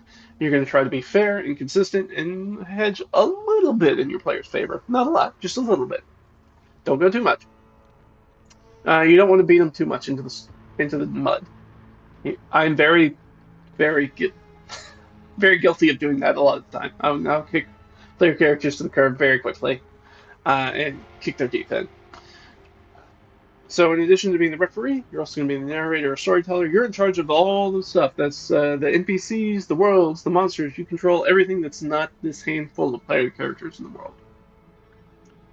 And that you serve as sort of their viewport into the world, which means that you need to focus on your descriptions and what things are, and focus on having clear communication. Yeah, sure, it's fun to have a bunch of secrets and do all the mystery stuff and have them unpack it, but remember, the players have a much harder time. So things that seem super obvious to you as a dungeon master or game master, as somebody who spends a bunch of extra hours with this stuff as well, is not going to be super obvious to your players. Sometimes you really have to beat them over the head with the plot points, with the clues, for them to go, oh, okay, for them to figure out that 2 plus 2 equals 4. So clear communication over clever communication. Be clear, don't be clever. And then facilitator or host, there's some of the sort of meta aspects of being in charge of a group of your peers or friends. Let's say friends. We don't know they're your peers, but your friends. and hosting locations, doing that, and dealing with problem players and all that stuff. It kind of goes on outside of the actual Dungeons and Dragons or other TTRPG game rule set, stuff that's just getting along with people and things that need to be taken care of as a group activity, and whether you need to be handling that or not. So a lot of this can lead to GM burnout. So what is burnout? Burnout is when it gets bandied around a lot and it kind of muddies the waters a little bit. GM burnout is a little bit like writer's block. You get this feeling that either your creative juices have run short. So it's a few different things. Your creative juices are either running short, run the game has stopped being fun, or you're just in general just kind of overloaded. You have too many things going on and you can't really dedicate time and energy to. I'm just gonna say D&D, but assume when I say D&D, I mean D&D and all other TTRPGs. It's like sometimes you just don't. There's other commitments. Life happens, man. It just happens. Sometimes you can't do it, and it's okay. So, what can you do to kind of get around this? Because this is the thing that it's really. I feel like it's really important to learn early on if you're being a dungeon master or game master, so you feel confident in your ability to do things and to be the GM and to do it successfully and to do it in a way in which you're not going to immediately burn yourself out and never like if you only run the game for a month and then you need a, a year's worth of refractory period to like get your juices back and get ready to do it all over again, that's not super helpful for you or your gaming group. That's not healthy, I think. And so you might ask, okay, sure, what insights do me as a person have insights into that? Well, I don't talk a lot about sort of my professional life, but I do work with quite a few creative people, and have for a very long time. And I am quasi-creative. I'll put it that way. Sometimes it's like if the creative is busy, sometimes I'll do creative stuff instead. But generally, I work with a bunch of creative people, and so I can tell you a little bit about the stuff that I've learned from them and learned from myself, kind of about how to deal with stuff like burnout. Because we work in a production-based environment where it's like you got to be creative on the clock, and that's you can't wait for the muse to hit. You can't wait for inspiration. But artist inspiration, not inspiration, the game mechanic from D&D. Artistic inspiration to hit this thunderbolt moment for you to go like, of course, my next great masterpiece. You can't wait for that. Like you're a jobber. You have to have a craftsman's approach where it's like I have to do this week in and week out, getting this stuff done. So that way we have a game. So the first thing is find your fun in the game. For me, the reward of running each week of D&D currently is I get to do some world building and flesh out a little bit more of my custom fantasy world. That's my reward. It's like, hey, and the way that I build a fantasy world, and you can go check out the blog reddragonthings.com, and you can see that I've been working on this world for many a year now. But most of that world is pretty vaguely fleshed out. It's very vaguely hinted at. And so one of the things is that when I'm running a game, I just choose a different area of the world, drop it in, and then we flesh out that part of the world. And as I have players that engage with things, I let them have a lot of insight, and the questions they ask help me inform me to create that stuff. And so every session that we play, more things that they ask questions about, more things that I need to improvise, and then start to weave those improvisations into the actual fabric of the world. It's been really helpful right now because I've never had somebody play a cleric before in my game world. So now I've got a player who's playing a cleric. And so now I have to dive into a whole bunch of the religion stuff that I hadn't really super fleshed out. I'd only fleshed out a little bit. So now I have this ability to do that, and now that recharges my juices because I get something back from them when I play with them. Be like, oh, this gives me more information. They ask me questions about stuff. I'm like, all right, I gotta make stuff for that. And sometimes it's weird stuff. Like sometimes like my player asked for like parables and other sort of just like fables and things that were important stories, essentially of uh, of the gods and stuff like that, which was good because I knew that there was already an aspect of that that needed to be in my world already in the temples. Like I know that there are mosaics and frescoes and stuff like that in the temples that tell these sort of parables, but I had never looked at creating any of the parables. I was like, it hasn't come up yet, because it's never been the thing that I wanted to focus on, even though I've had people interact with that stuff before. Just hasn't been important. But now I have a player character that is a cleric, so now it is important. So now that gives me some juices back to fix on that. So that's the first part. Find your fun.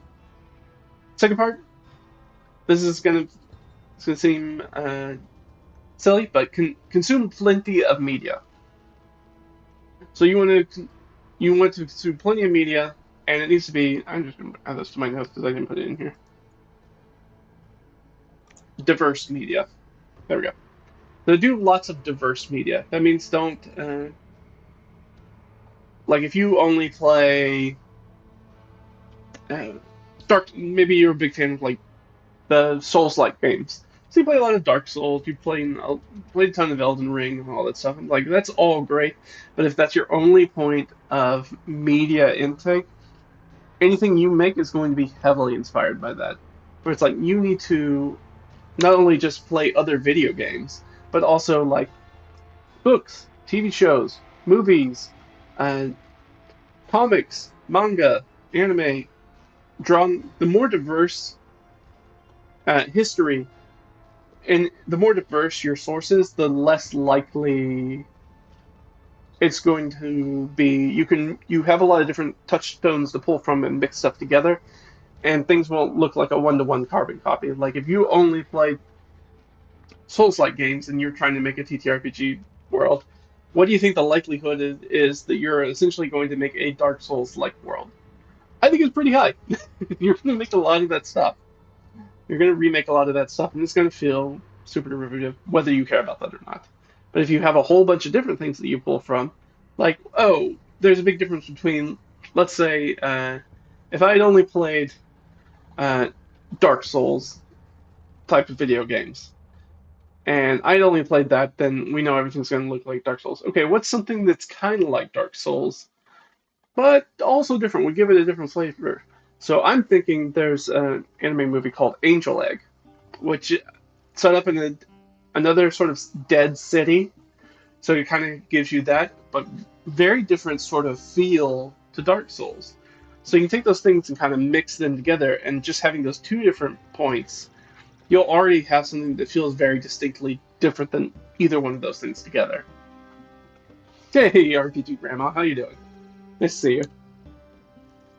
So yeah, having that, make sure that you're consuming plenty of media and make sure it's diverse media, but also that you're creative in other ways. And this is something that I learned from uh, a creative, a jobbing professional creative who've been doing it for decades. And they're like, sometimes when I don't have the art in me, I have this other side gig, which is that I play guitar in some bands. It's like, oh, okay, so yeah, you're just creative in a different way, and that will help refuel some of that stuff. So consuming a lot of media helps, but also you want to produce, be creative in other ways. You can play an instrument, you can sing, dance, paint, write a short story. Any of that stuff will be helpful. The more different stuff you do, the more varied your stuff will be. So, and along with that, you also want to move your body and get outside. That's actually extremely, extremely helpful. Uh, Ideally, you want someplace green, but if you can only walk in this urban hellscape, then that's where you walk. Yeah, I'd say get outside, get your body moving, preferably walking, but I mean, you can just go have a workout or do something like that. A variety of inspiration helps creativity. It absolutely does. It absolutely does. Uh, yeah, a variety of inspiration, and it kind of goes in with the artists artists borrow. What is it? The greatest artists My best art is steal, essentially, is to be like make sure the theft is not easy to trace back. So you want to move your body and get outside, preferably someplace green. And by that I want to focus on back in the day. It's been a while now. Uh, the website Lifehacker used to have this series that they did where they took a bunch of different kind of famous people throughout history and then kind of boiled down. Oh, this is kind of what their daily routine was. You would be surprised how many of them, most of them, have go for a walk on it as something they did on the regular. It's something you should do. Moving our body helps move our mind. Sometimes we don't think about those things being connected, but they are very much connected. And it turns out that more research has kind of come out in recent years that the level of physical activity you have is surprisingly related to your mental sort of resilience, both against stress, anxiety, but also things like aging and dementia and stuff like that. Like it turns out that moving your body is surprisingly important to your own mental health, which is very interesting. Yeah, music, art, and crafts, literature, movies, movement outside, going on adventures in real life, yeah, history, all that stuff. Yes, do all those things. You are spot on. That is exactly what we're talking about. And the other thing that we have, so consume your media, do media, get outside, move around, try to shake up a stale game by breaking the status quo in your world. Sometimes, if you are just tired of running the game, if you're not creatively bankrupt, but you're like, the day to day, the week to week slog of running the game, I'm just kind of like in a rut. I just feel like I'm kind of doing the same things over and over again. Shake up the game. You're in charge. You can shake up the game whenever you want to. You can break the status quo in your world. You can run a totally different one shot if you don't want to mess up something that's already going on in the world. You can be like, just gonna run a one-off, one shot. Maybe we're gonna try out a different system. Maybe we're gonna just something to do a little palate cleanser. If you're running a published adventure, like one of the big adventure books, or one of the Pathfinder Adventure Pass, something like that, go off book. It's all right. You can go off book in a published adventure. I'm thinking about the last campaign that one of my friends ran, where we started off with he started off by running us out of Tales from the Yawning Portal. So we started off the adventure, I think, with Sunless Citadel, and then very much just kind of like spun out into our own campaign out of that. Now we did some of the other adventures that are also in that book, and we also did the current campaign that he's running started with the Saltmarsh, but Saltmarsh, even less than some of the other anthology books, is not really a cohesive story. So we kind of did one of the adventures in Saltmarsh, and then we're pretty much completely off the rails after that, which I think is very helpful. It's just a very different tone. We thought it was going to be more of a maritime kind of coastal thing, and that campaign's ended up being primarily underwater, which is a very, very interesting kind of way to play D&D, is trying to play it all underwater. It changes things a lot. Every fight has the Z axis in full tilt. You can always go up or down. It makes hiding really weird. It makes being able to have a ranged combatant who can get around cover very easily has been nice, but it is fun. You strongly suggest going on a mine tour to find out what a dungeon might really be like. Changes your whole perspective as a DM. Yeah, I think going through that or going through natural caves and caverns, that's really helpful. You do those sorts of tours. Uh, I especially like the thing where they take you into like a cave and then turn off the lights and be like, "This is really how dark it is," and you're like, "Oh, this is like pitch black. Like I cannot see anything. Like this is awful." And also visit underground city areas. Yes, a friend of mine and I were just talking about. Uh, there is a YouTube channel called Tokyo Lens, and run by a guy named Norm. He's Canadian. It's very nice. Go check out some of his videos. But he did a video very recently where they were doing these sort of undercity waterways that exist. This gigantic labyrinth of man-made channels of ocean water that exists under Tokyo.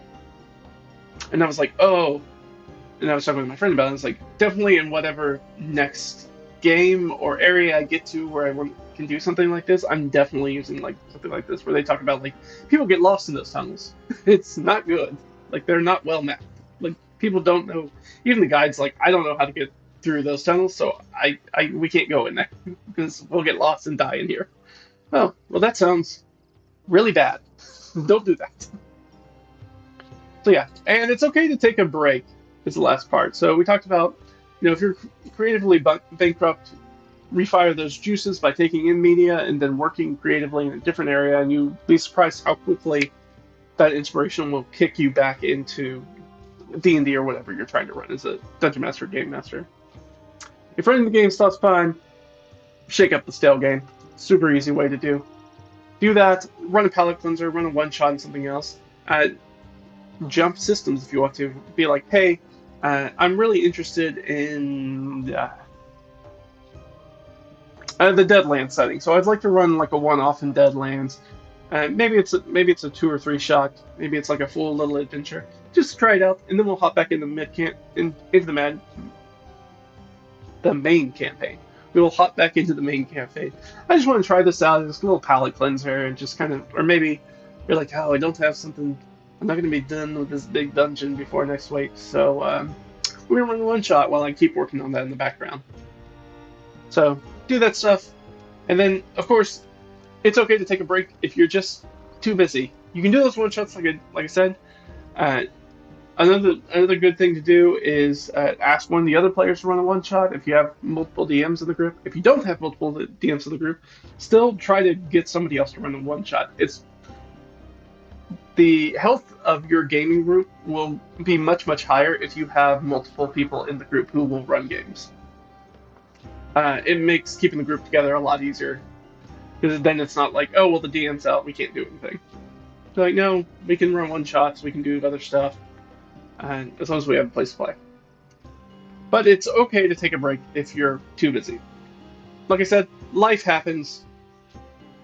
Your life and health is way more important than a fantasy game of flying lizards and underground mazes.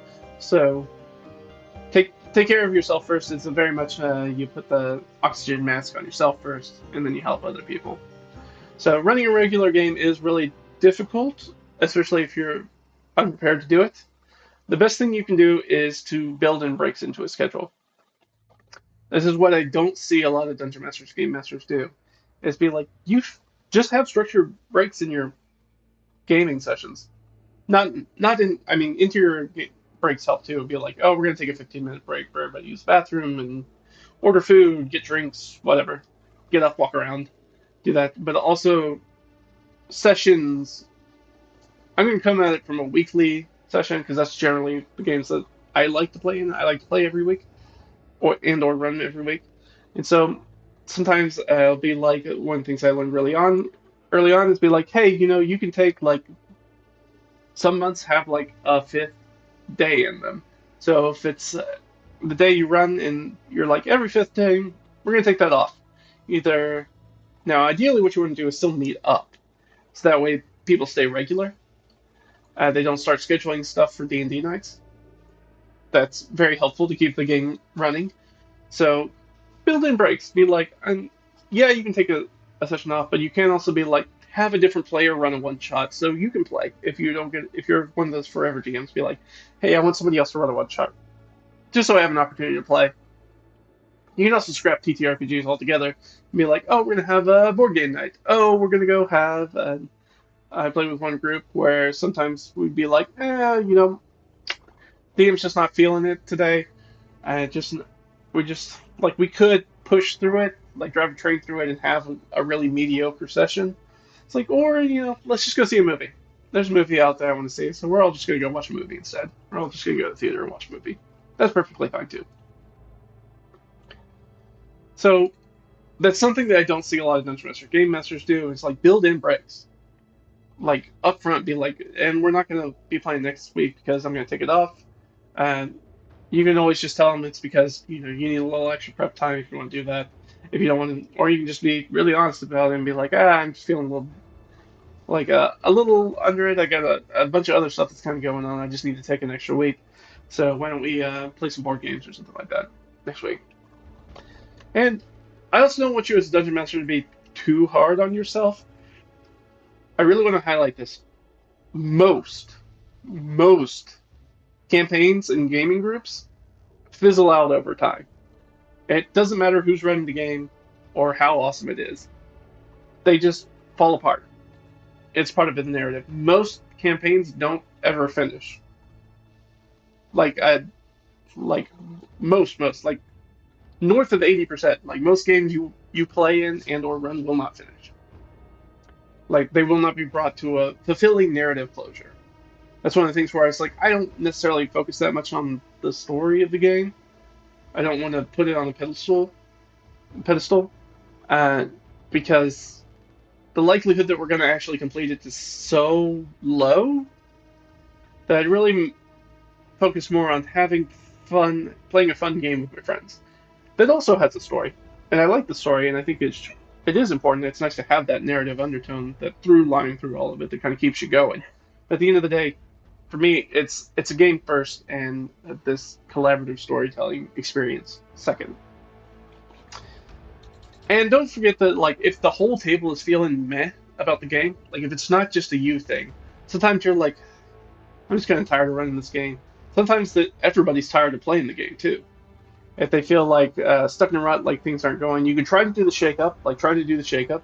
But if the shake up doesn't work and the whole table's feeling meh, you can just scrap it and move on to something else. You guys want to play a different system, different characters, a different type of campaign. Maybe somebody else wants to run. Whatever it is, don't don't internalize that and make it a you thing. Just be like, look, sometimes we thought it was a good idea. We got in there, we started playing it, and found we just kind of hit a wall. We are just all kind of. It's okay to just scrap the campaign and move on from that. That's perfectly fine. So don't be hard on yourself. Most games fail. Overwhelmingly, majority of them fail to reach any sort of like true conclusion or end line. Like honestly, I've been playing games for a long time, and if I had to put a percentage on it, maybe 5 to 10% of those campaigns actually ever reach some sort of an ending. Most of the time, we get a little bit into it, DM gets tired of it, the game group breaks up because of scheduling, whatever it is. Sometimes they just break up, especially long ongoing campaigns.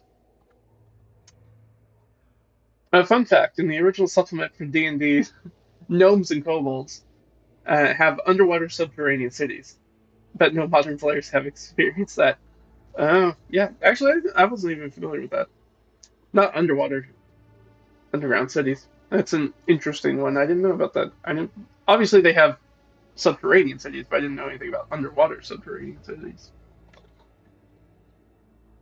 Yeah, and absolutely. Like, one of your primary things you should be doing if you're the only dungeon master or game master in the group is trying to figure out how to make somebody else in the group also a dungeon master or game master in the group. That doesn't have to be a ton, and some people aren't built for it. There are people who just aren't. Sometimes they're a little too scattershot, or they just. Uh, some people aren't motivated. Let me put it that way. A lot of people. There are a few people that I think are just not really motivated to be a dungeon master.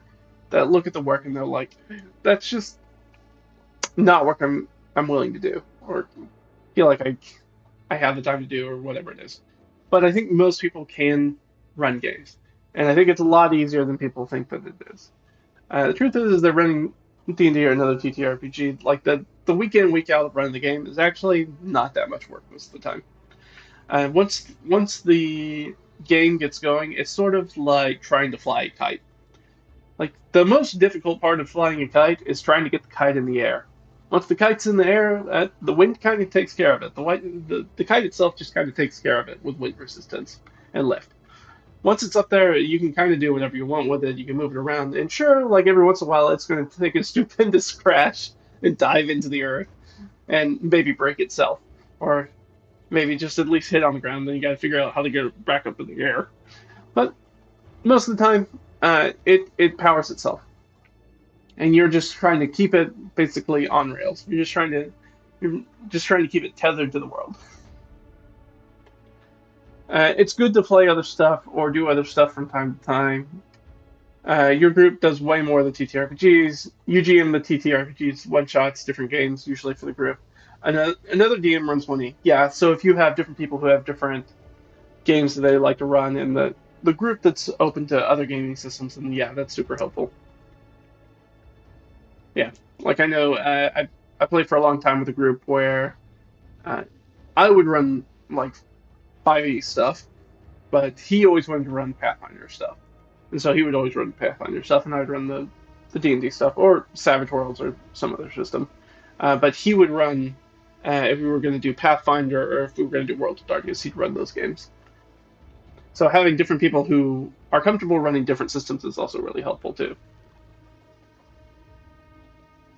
The other folks usually supply board and card games. Yeah, do a lot of that, too. Like I said, I think it's good to build in. I like the every fifth week you take off, you do something different, and you figure out a schedule that works for you. Scheduling is very important, but this is sort of the generals of what I'd say at the very, very basic level, what it means to be a game master. You have your roles and responsibility. You're going to take care of the rules. You're going to referee those rules, and you're going to be fair. You're going to be consistent. You're going to hedge a little bit in your player's favor, just to kind of keep things going. You're going to be the narrator, storyteller. Remember that you are the viewfinder, the viewport, the camera lens, whatever you want to call it. The rest of the players can only interact with the world through you as a medium. So focus on that. Like that means that you have to play all the NPCs. You have to describe all the things they see if you want them to see them. Anything you don't want them to see, you just don't describe as there. Now sometimes they'll ask about it, and then you can make a decision from there. But that's generally it. You're going to put out all the adventures, the challenging adventures, all the obstacles they're going to have to face and overcome.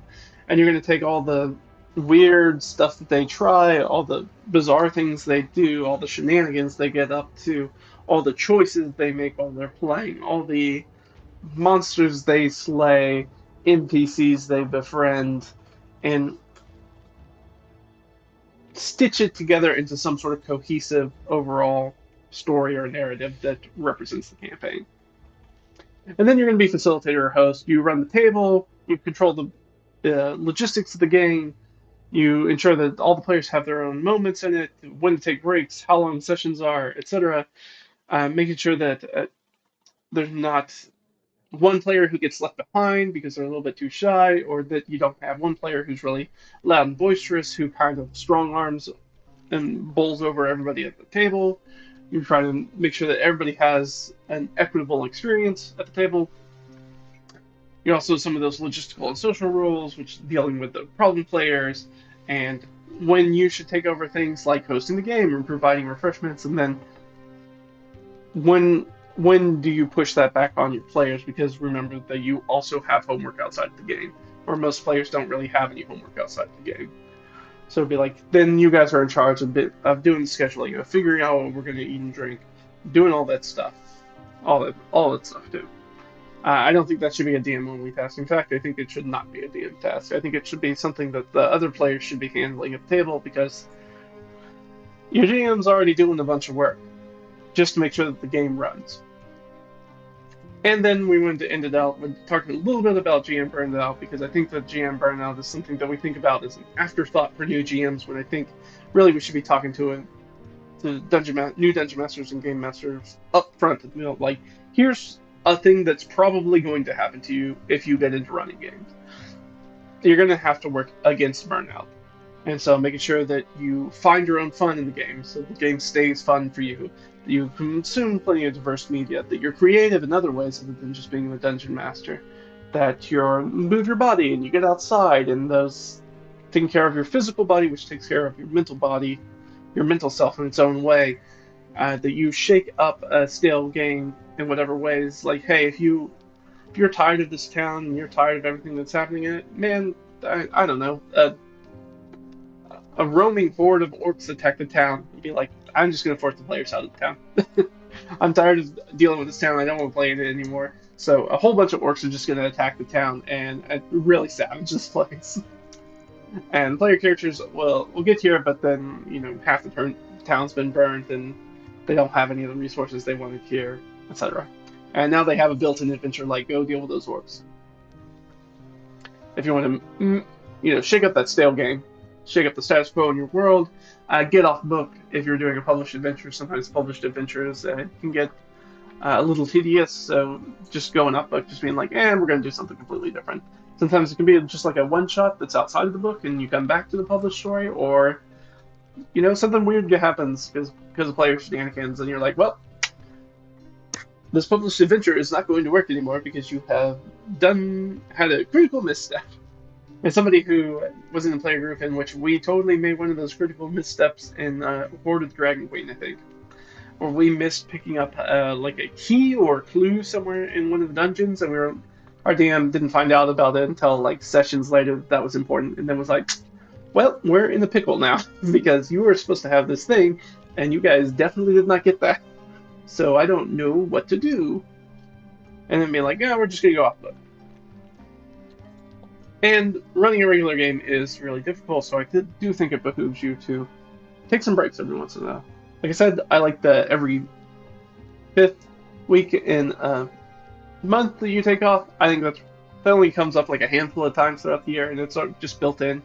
And plus you have all the times where, scheduling happens and people are out of town, or it's the holidays or whatever, and people don't get together.